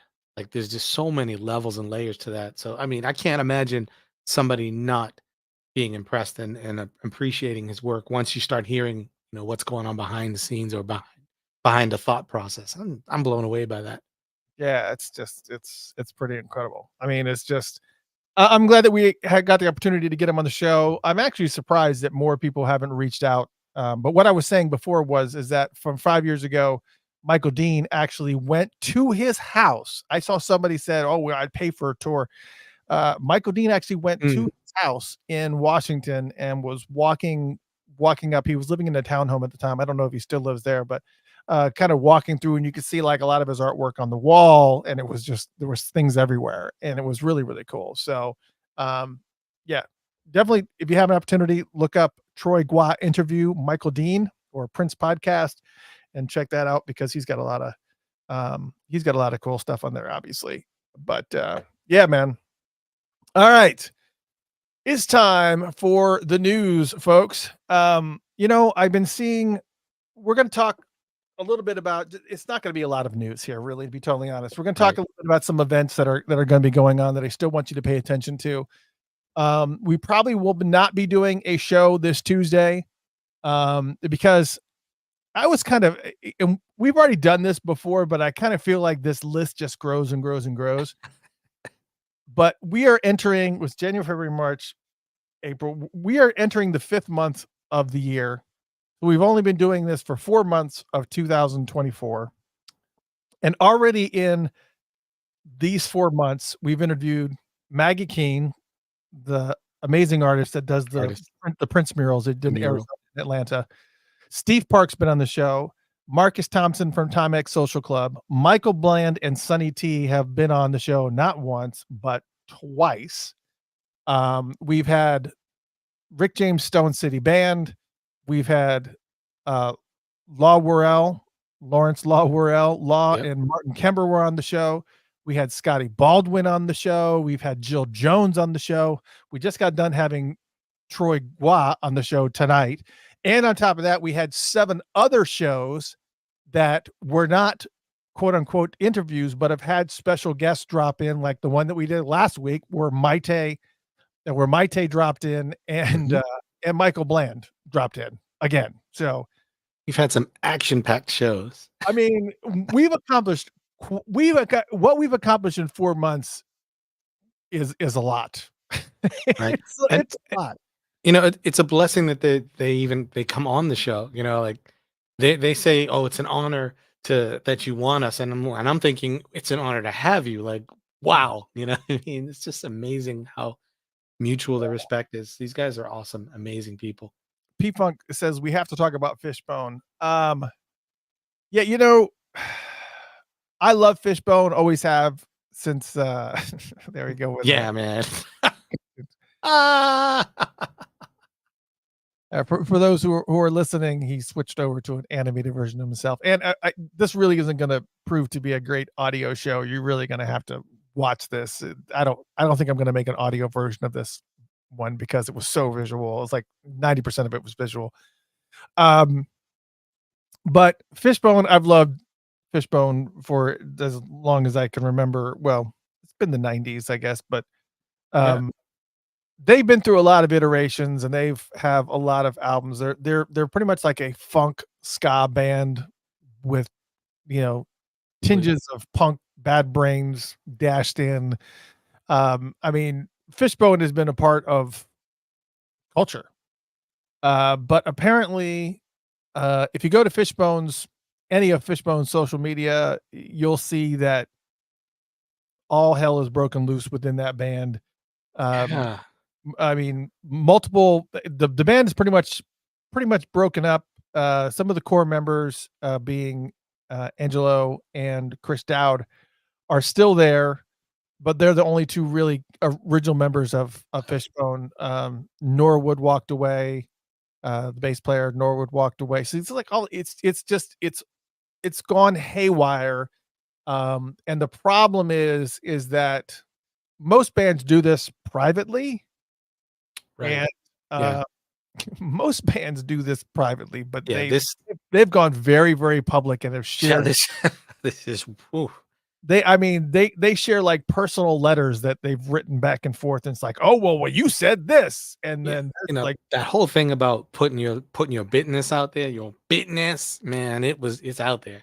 right, yeah, Dirty Walt's gone too. So Dirty Walt's gone. I've got picture. I Matter of fact, I got pictures of me and Dirty Walt, me and Norwood, me and Angelo. I've got multiple pictures of me and Angelo. Every time Angelo's in Atlanta, we hang out at some point. But Mhm. yeah, it is. Yeah, it's a shame because Yeah, Fishbone's a this is really, really great funk ska band, and they always have been. And the reality of it is that a lot of people, a lot of fair weather fans would probably say Fishbone can still be Fishbone as long as Angelo's still there, the lead singer. And mm, I would say if you're really a good Fishbone fan, you can appreciate everything that everybody else brought to the table. But there was some other business type stuff and money stuff that's going on, and anytime somebody's handling the money or mishandling the money and things become a yeah. situation with money, it's bad. It's just People bad. will tolerate a lot of things, but money is not one of them. No. So, uh, I hope that Fishbone works through it because I Yeah. know there's a lot of stuff that they've gotta be able to work through. But I wish that they wouldn't do it so publicly, but it seems like everybody's participating in sharing their dirty laundry, and it's just kind of it's not a Yeah. good look. It's not a good It's look. it's a strong legacy that's tanking miserably just from the laundry, just from what's being put out there. Kind of just that, ugh, you know, Yeah. Yeah, they're not like necessary. being a little bit tainted, but they're still going to be doing their thing. I mean, um Angelo has always been, he's been the lead vocalist of and sax player for Fishbone for forever, since the beginning of time. But he's always done his own thing. He's always done the Dr. Mad vibe thing as well as Fishbone. And Right. Norwood has always done individual projects too. Not only is he doing Fishbone, but he also does Trulio Disgracious. And it's so all of them have their own independent things that they have going on, and it seems like that's kind of where they're geared their energies toward right now until this kind of calms down. But they were planning on going on tour with Primus, and that got canned. Um, so if you see Fishbone coming to a theater near you or some venue near you, just know it's probably going to be some strange, Some yeah, some yeah, configuration. yeah. Yeah, somewhere. Yeah. So, yeah, and P-Funk, P-Funk should just be a producer because he's just bringing up all these things that I kind of mentioned. The bass player Nick Daniels from Dumpsta Funk, he also passed away. Nick was. I got an opportunity to actually meet. I met all of them, but Nick was a very, very cool dude. Matter of fact, if you go to our Facebook page, facebook.com/Funkatopia, I literally just did the post today of I just kind of went through some of my old press photos because I would get invited to a lot of these funk festivals like Bear Creek and Sweetwater music festivals and all those places, and I would get pictures of them, really, really great pictures of them. And I did find a bunch of really, really great photos of him and posted them up there. So yes, rest in peace. I know that they Yeah. have a GoFundMe page for him. But yeah, so the bass player for Dumpsta Funk has passed away. But yeah, so there's that. And April, thank you for the segue. April says, "Are we getting Purple Rain in 4K on DVD?" Better yet, that is actually the first thing we're talking about. For those who know me, I like Twitter because it's where rumors start, and you can kind of like Yeah. nitpick things, and you can kind of find things, and you go, "Is that true or is that not true? Is it really? I don't know." And I kept seeing this image of Purple Rain being this Purple Rain package being created. And I Mhm. kept seeing it. I'm just like, and it just looked like we've seen these super deluxe packages of around the world in a day that look like, oh, that's got to be it. I mean, look at it. Right. But like no. Right. And so, and the images that they were sharing of this Purple Rain 4K Blu-ray or whatever, I was like, I just can't believe this is real, or it's just somebody that's taken it and has repackaged it over in Europe or over there somewhere where they're kind of outside of the legal window and are posting this. And it's like, okay, is this something that we are literally going to get? And I just couldn't bring myself, because it just looked like garbage. And I just, sorry, but it did not look like a professional package. And that's the reason why I was like, I'm not going to post anything about this. But lo and behold, it is an actual product, because HMV, which is a huge distributor, sent out an email saying that you can now pre-order Purple Rain 40th anniversary on 4K Ultra HD Steelbook. And so HMV, and this is it literally is the packaging, I guess, is aluminum or legit. It is a legit package. Now I'm not sure if this is the final packaging, but this is what HMV is sending out via email. So if you happen to be on HMV's email list, you probably got this email. Probably saw that. And it is, I mean, there is the front and back, neither of which have Prince on it at all. So you have the front cover that does not, it's this Purple Rain with the crowd and the bright lights. That could be anything from Photo Bucket, literally. Right.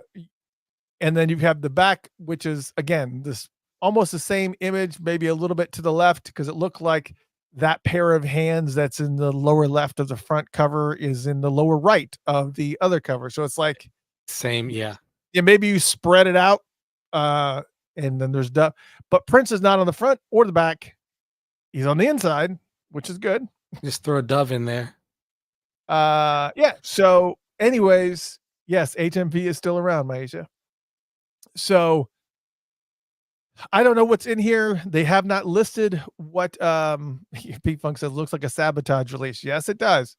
Absolutely. But even Sabotage puts a really good bit of detail into these things, more detail than this, because it doesn't, I mean, look at where the DVDs come out or whatever this is, a Blu-ray or whatever. Yeah, where it's like they're taking out, and there's not even a graphic behind where there's nothing behind it. It's just, I don't. And then on top of that, the image that they included, which is what you see to the right, is a low res photo that they included with that email. So it's like across the board, like literally across the board. This is, I don't know. It's a pretty weak presentation. I don't know if this will ever see stateside or not. I would assume that the estate is going to maybe have a little bit of involvement in this process. I don't know. I honestly don't know. Yeah. I just, I don't know. So okay. Yes, we're probably going to get it. We're probably going to get it, but I don't know what to expect. I'm not going to hold our breath for anything.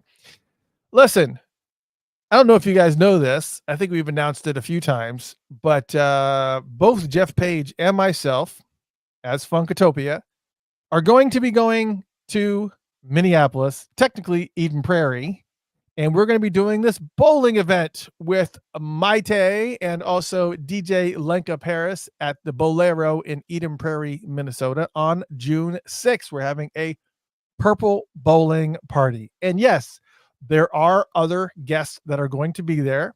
I think I mentioned who those other guests were going to be, but I think that they wanted to kind of drip out that information. So I don't know if I'm going to agitate a situation by saying it. We're not going to talk about that. We're not going to talk about those other guests, but there are a bunch of other guests that are going to be there. I think Shelby J has already divulged on all of her socials that she's going to be there. So we could divulge that one because she's already put it out there as well.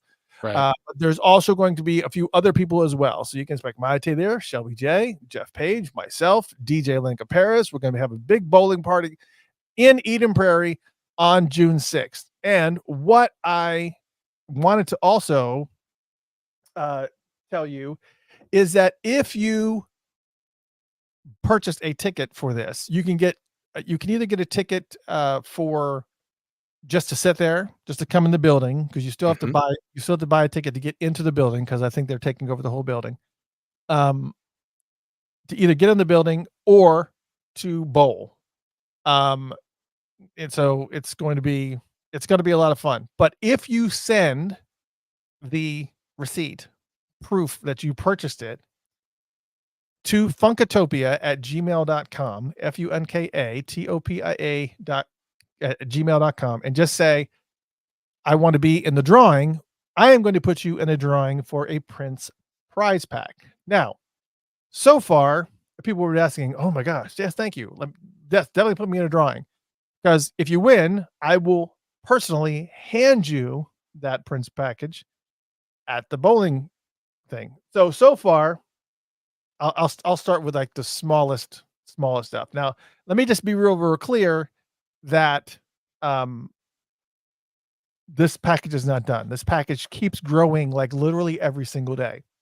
I'll start with the most minute thing, which is obviously Prince money. That's the most minute thing, is Prince money. Don't worry, that's not all. Plus, also, brand new copy, still wrapped, of Candy Dulfer's CD, We Never Stop. That's also in there. Still wrapped, brand new. Also, obviously, Funkatopia stickers. Of course, the big ones. We do have smaller ones now. That's actually cool. Plus, the collectible of Prince's Rocks. What is this? Prince Rocks Purple Rain. This is actually a collector. You may have remembered this back from the 80s. But this is a collector magazine from John Brame, and it's actually a collector's edition. So that's also in there. Plus Prince, the documentary by Pearl Nielsen, the Pearl Nielsen book, which is also a collector. And you can look this up on eBay and look to see how much this is. This right here is a very expensive book, and it is pretty much like when you go to princevault.com, this is pretty much what's in princevault.com, except with this difference is that you actually have images and photographs and everything else that are in here. So, per Nielsen book. And a Funkatopia jump drive. I'm not telling you what's on this jump drive, but it's good. I'm not going to tell you what's on this jump drive, but just know there's some stuff on this jump drive. There's some stuff, just some stuffs. And Maite is going to be contributing some stuff as well. So this prize pack just keeps growing and growing and growing. So if you buy your ticket to this bowling event on June 6th at Eden Prairie, we will be there live. I'll be hosting the event and doing all the stuff. And on top of that, we'll be going to, we'll just be walking around talking. I mean, Jeff is a professional bowler. No, wait, rewind. Not a professional bowler. Jeff like bowls the 300 like every time he bowls. So he doesn't at least twice a week. So he doesn't like to bowl that much because, he wants to keep his friends and not like pretend like he's a show off. So he's, real careful about how often he plays because he doesn't want to embarrass people. But I'll bowl 90s. That's not true. I bowl 90s. I'm happy to break 100s. I'm like, yes, 100. I think the highest score I've ever gotten in bowling was like 156 or something crazy. I'm like a horrible bowler. I don't do the turns. I don't do any of that stuff. That's the reason why I'm hosting and not bowling. I should be sitting back watching and observing. It's house balls. Remember, I'm traveling, so I'm not bringing bowling balls. You can't bowl with house balls and expect scores. So stop it. Stop the madness. I always bring my balls with me. I keep my balls at home. I always bring my balls with me. Nope. Stop saying that. The expectation is going to be way higher than the actual event of what you're going to Here's see. what I So expect. I'll be so let down. I Not expect even to see funny. people in a semicircle around Jeff Page when he rolls that first ball. I just It's gonna I be pay attention. And the bumpers will not be up. that's right. The other bumpers will not be up. So I it's need the bumpers. This is gonna be video. People are gonna be capturing that moment on video. It's gonna be horrible. And I'm gonna be the guy that flies down the lane. The ball hits the ceiling, and I'm still screeching down. I'll probably hit the pins with my body. That's what you're gonna see when I throw that first ball. you ever play Wii bowling? You know, when they accidentally Yes. let the ball go behind and everybody behind goes, wow. You know how you throw the controller if you don't hold it right? That's gonna be my ball. So don't. That's just gonna be like it's gonna be like Wii bowling where everybody behind you goes, oh. Oh. Oh, Oh, you guys are expecting way too much. yeah, you better be practicing, Jeff. That's right. That's right, Judy. Tell 'em. But yes, if you want tickets for this, please go to liveforlovecharities.org. Again, that's live, the number 4, lovecharities.org, and get your tickets. We're going to be there. We're going to have a lot of fun. We're going to hang out. And then after this event, if you guys want to make a weekend of it, there's a bunch of stuff that's actually going on. Let's go ahead. What are you doing? Yeah, you've got another announcement to make on that Do before I? we go into the other stuff. What am I missing? All right. So we actually have from an anonymous donor. This person did not want to be mentioned. Oh, sorry. But we have 2 tickets that we're going to be giving away. 2 tickets that are entry into the facility, and 2 games for as a giveaway. Wow. So entry into the facility and 2 games. So we have 2 tickets that we're going to be giving away. And again, we really appreciate people that want to give, and how better than to have an anonymous person want to give. So how do we want to go about um how do you want to go about giving away these tickets? Yeah, I guess we'll have to figure out. We'll have to put together a way to create the giveaway event, and we'll do that very soon. Um, we'll have Yes. to do it so that because it's kind of like we did last time. You have to be there. Yeah, So you know. if you're not going, don't waste our time or anyone else's. Don't take someone else's blessing away. You know. Right, exactly. So if you yeah. So let's just do this. We'll put it up on Facebook. Mhm. At some point we'll kind of, have some type of form or something you can just if you want to try out, just put your name in. We'll do a drawing for those 2 tickets, but I hope that you guys all have your tickets because or if you don't, get them.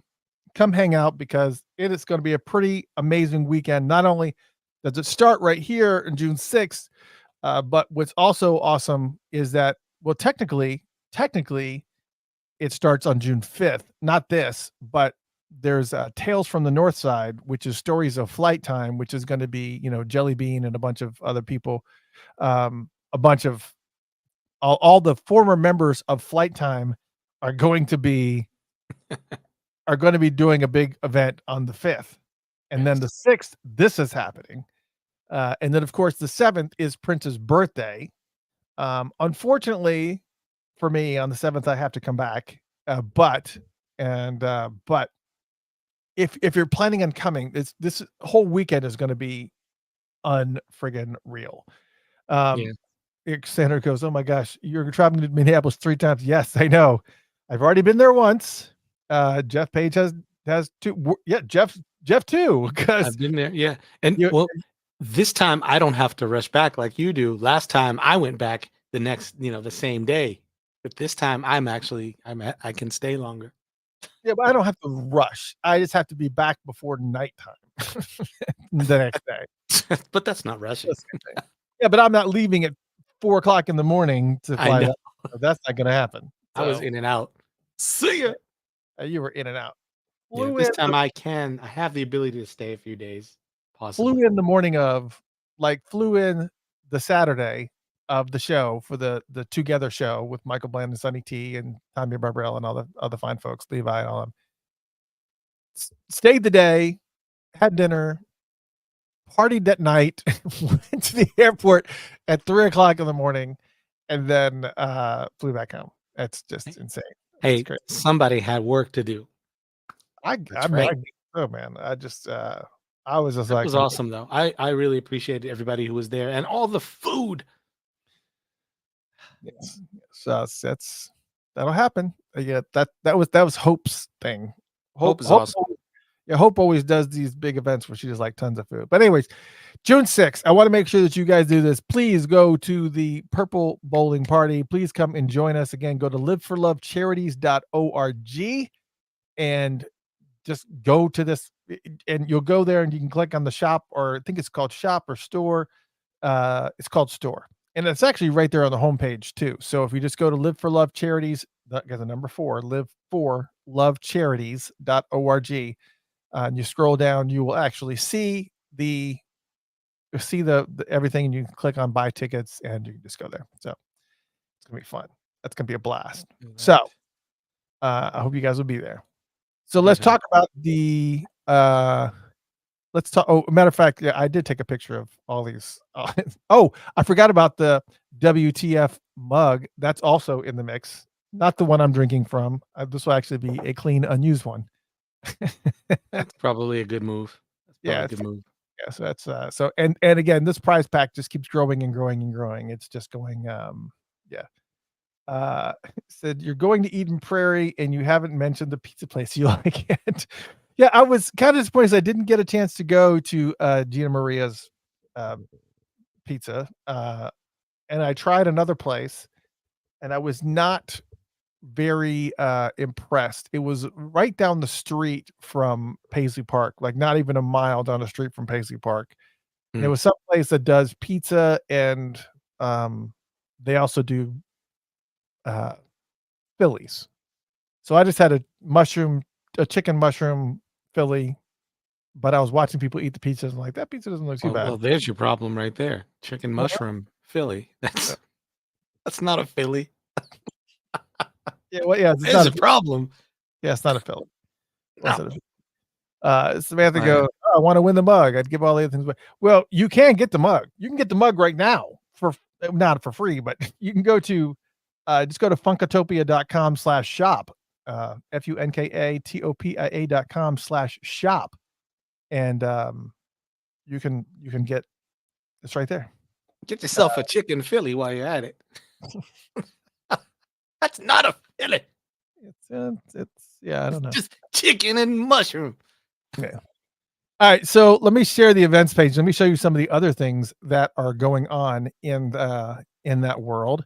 Let me see if I can share the events tab. Yeah, so this is happening on June 5th.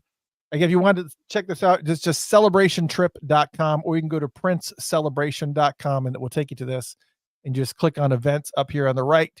And starting on June 5th. Well, actually, this is June 1st is actually In Love Promotions, the Purple Day. There's going to be a bunch of different things going on here as well. There's a bunch of food trucks and vendors and a bunch of stuff that's going on the 1st. I'm not really too familiar with this event, but this is actually happening on the 1st. So starting in June is going to be packed full of stuff up in this area. But directly around the bowling party, you got June 5th, you got this flight time scenario, which is very, very cool. The Minneapolis Sound Museum presents Tales from the North Side. There's going to be a bunch of original members from Flight Time, which is going to be a very, very cool event. And this kind of shows you, some of the different things. It's going to be at the Capri Theater, which is where Prince played his first concert. So there's that. Kind of gives you a little bit of an idea of what that place looks like and what it looked like back in the day. Then, of course, this is the bowling party with DJ Lincoln Paris, Funkatopia, Maite, Shelby J, and some other guests as well that they'll be slowly dripping out and unveiling. So you'll want to get your tickets. Again, liveforlovecharities.org. Go there. Then on the 7th, on Prince's birthday, there's a couple things going on. A few things, actually. You've got come dance with me. Maite is going to be doing a Q&A and class at the Cowell Center for Dance and the Performing Arts in off of Hennepin Avenue, and all proceeds go to maitesrescue.com, and you can get. And it's going to be just dancing. It's going to be a whole dance class. Didn't specifically say belly dancing class, but she does kind of a little bit of everything. So you want to definitely go check this out. And again, you can get tickets from either place there, or you could also, this is another thing that is actually happening during the day. I think that was like 12 to, it starts at 12:30. So that starts at 12:30. And then at night, Tyke Nelson and Friends, a night of purple music celebrating Prince's legacy. You were going to have, first off, you're going to have Donna Grantis from Third Eye Girl, Marva King, Shelby J, Adrian Crutchfield, BK Jackson, a special farewell performance by Tyke Nelson, and St. Paul Peterson and the Minneapolis Funk All-Stars are going to be the house band for that as well. So you've got all of these artists that are going to be there doing this big purple jam session on Prince's birthday on June 7th with Prince's sister in the mix. And of course you got Third Eye Girl in the mix and a bunch of MPGs in the mix. There's a lot of stuff going on. Plus on top of that, again, St. Paul Peterson, the Minneapolis Funk All-Stars are going to be the house band for that. That's going to be pretty awesome. That's happening at Dakota. And then the Purple Highs presents, that's the Dance Electric 9 with DJ Dudley D, June 7th. And that's obviously going to be a funk party. You know, everybody knows that DJ Dudley D throws down with the Prince tunes. So you got a little taste of that. If you definitely went to the Together show, DJ Dudley D, DJ Dudley D. I'm sure he doesn't like when you do that. I'll be diddling up Dudley D's name. Anyways, he's going to be DJing some music. If you went to the Together show, you probably saw a lot of his work, but it's going to be the Uptown VFW, so that's going to be a big party as well. And of course, there's also Chase and Ovation, a tribute to Prince. They're also it's a DP Day celebration. It's going to be at Bunkers. That's happening on Friday, which is going to be a big party. And there's a bunch of other stuff that's going to be going on. Not on this. This is obviously the first week of June. The celebration, we're not going to talk about the celebration. That's too far down. That's too far in advance. We're not going to do that just yet.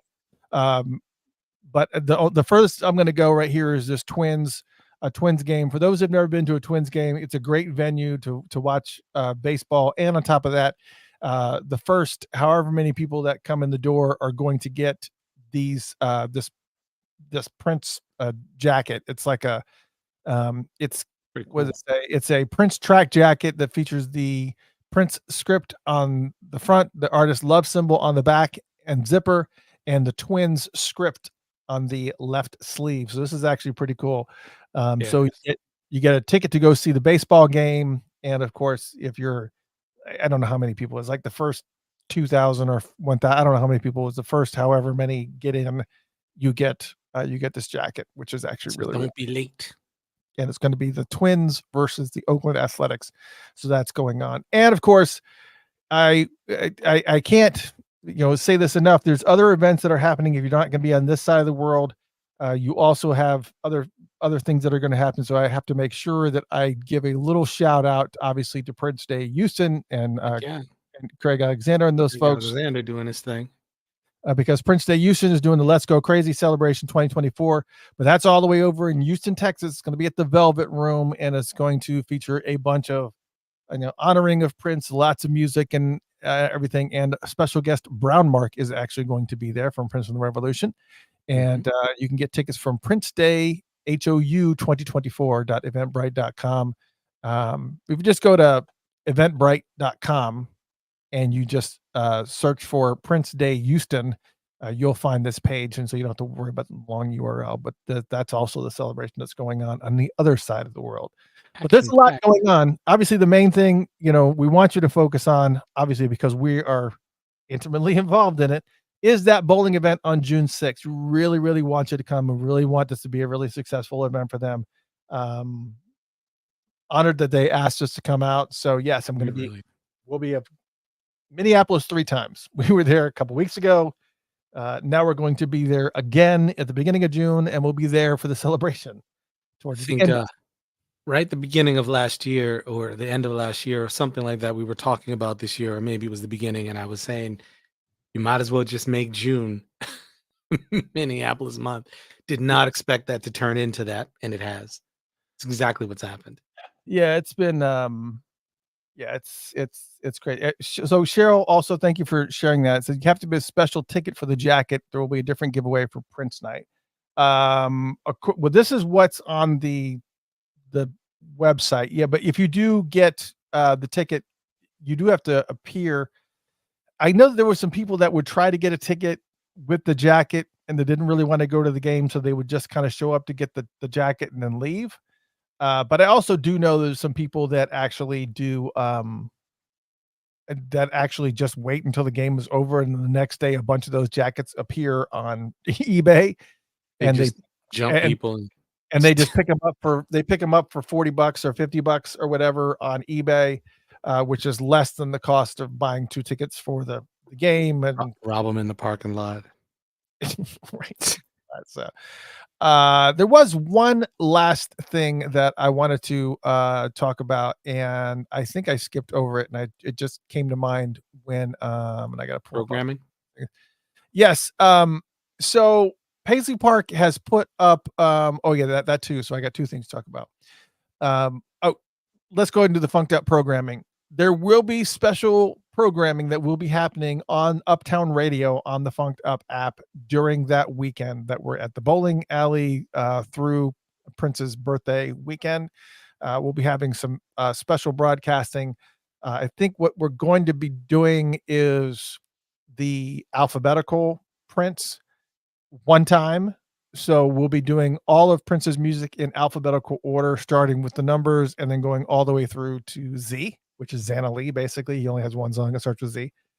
So we'll be doing all of Prince's music in alphabetical order that weekend. So I'll let you know when it starts, and you can just tune in at that point. But I'm only doing it once, so just once. And the last thing, but don't worry about it. I'll give you plenty of heads up. The last thing I want to mention is that Paisley Park has put up some tickets for sale for tours during celebration.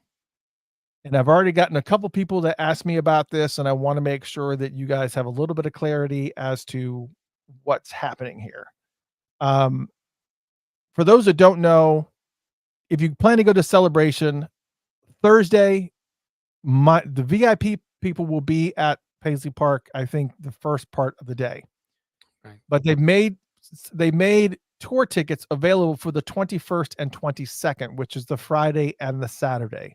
And the reason for that is because of the fact that Friday you guys are going to be pretty much in Minneapolis.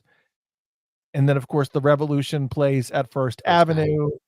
And then, so you're not going to be in Paisley Park pretty much at all on Friday. Same thing on Saturday, the 21st. I mean, 22nd, because you're going to be at that theater and Morris Day and MPG and all that stuff. So you're not going to be at Paisley Park on that Friday or that Saturday. And so because of that, they've started making some of those tours available for the general public. So a lot of people are like, "Oh, I'm going to the celebration, but should I get one of those tours?" My immediate answer is no. Right. Because no matter if you go into celebration, even if you go as GA or VIP, a tour is included with your package. Definitely don't get it if you're VIP, because VIP, you're going to essentially get a version of the Ultimate tour anyways. The Ultimate is like their biggest tour that they do. So VIPs will pretty much probably get like a version that's very, very close to the Ultimate tour. So don't get another tour. Plus, on top of that, if you purchase a tour during those 2 days, that means that you're going to miss some of the programming for the celebration that's going to be happening on Friday or Saturday, because it's those tours that they have, those tour slot openings that they have are going to be for windows that are happening with all these events that are going on with the celebration on the 21st and 22nd. So don't get tours if you already have tickets to the celebration, even if you have GA tickets, you're going to get a tour. Also, I think the GA tours is on Sunday. I think. Yeah, I think it's Sunday. I have to go back and look, but I think so. You get tours with the celebration stuff. I mean, if you want the ultimate tour, that's totally up to you. But just know that you're going to have to miss something in that Minneapolis thing, whether it's one of the sessions or whether or not. It wouldn't be like a concert because I think that the tours don't go that late. I think the tours end. I think the tours end at 8 or something like that. But anyways, I just want to make sure that you are aware that that's going on. Scheduling wise, it can be messy if you don't think about where am I going to be, and there's a lot going on. So yup. Yeah. So, but for those of you who have decided that you're not going to do the celebration, and you're not doing all those things, but you are in Minneapolis, there you go. You can still get your tour on. So yes, it's open for you. You can still get your tour on. And obviously, Troy Gua said he was going to be going to the Revolution on Saturday. That's pretty amazing. That ticket, because I heard those tickets sold out quick for the general public. But the other maybe thing he made one with a mini Prince with a ticket. And that's the other thing too, is make sure that you go to princecelebration.com. I'm still working on some of the weirdness that's going on with the map, because when you first go to princecelebration.com, there's this weird thing that happens, and I'll just share it so you guys, when you see it, you're not going to be freaking out and going, "Oh, I don't understand why it's doing that." All these little mini windows have popped up because when you click on these little individual icons, it tells you what they are. And so for some reason, all these windows have popped up and they're not even populated. So something got wonked out with this map. And this is not Google Maps. This is an OpenStreetMap. So we got to fix some of this stuff, but basically you can see all the little icons of all the different places that you can actually see, all around town. And all these little icons are basically the locations you should check out. So if you click on that, it will tell you where the Minnesota Dance Theater is. And of course, as you click on each one of these icons, if you happen to be in this area, you can obviously click on some of them and they'll, pop up with different locations depending on where you are. If you happen to plan to go to Minneapolis but don't plan to go to the celebration, this is a great stop for you. It's princecelebration.com, which is going to take you to celebrationtrip.com. And also make sure that you click on this events tab, because when you click on the events tab and you go over to June, you're going to see all of the things that are going on, not just for that weekend of the bowling that we're going to be there on June 6th, but even during the celebration time. Dr. Mambo's Combo is going to be there. Purple Genealogy is going to be there. Shout out to Purple Genealogy and all those fine folks. Actually, there are a couple of those jump drives are inside of those gift baskets for Purple Genealogy's event that's going to be there. So we kind of gave but that was a little bit different. That's actually like a little bit of a curated playlist of sorts, but this one's going to be a little bit different. But yeah, it's going to be all this different types of stuff going on. Talks about the Revolution and celebration and everything that's here. So if you're planning on being in town, you definitely want to head to celebrationtrip.com or princecelebration.com, same website. Click on events tab and you can kind of see everything from there. Yeah, for sure. And the incredible Bonnie Fresh Shore is taking care of all of that and making sure that, Oh, and Samantha said, for anyone doing GA, there's a regular cruise every Sunday on Lake Minnetonka, $45 per person for a 2-hour cruise and brunch buffet. Might be a good option while folks are at the gospel brunch. That is true. That's pretty awesome.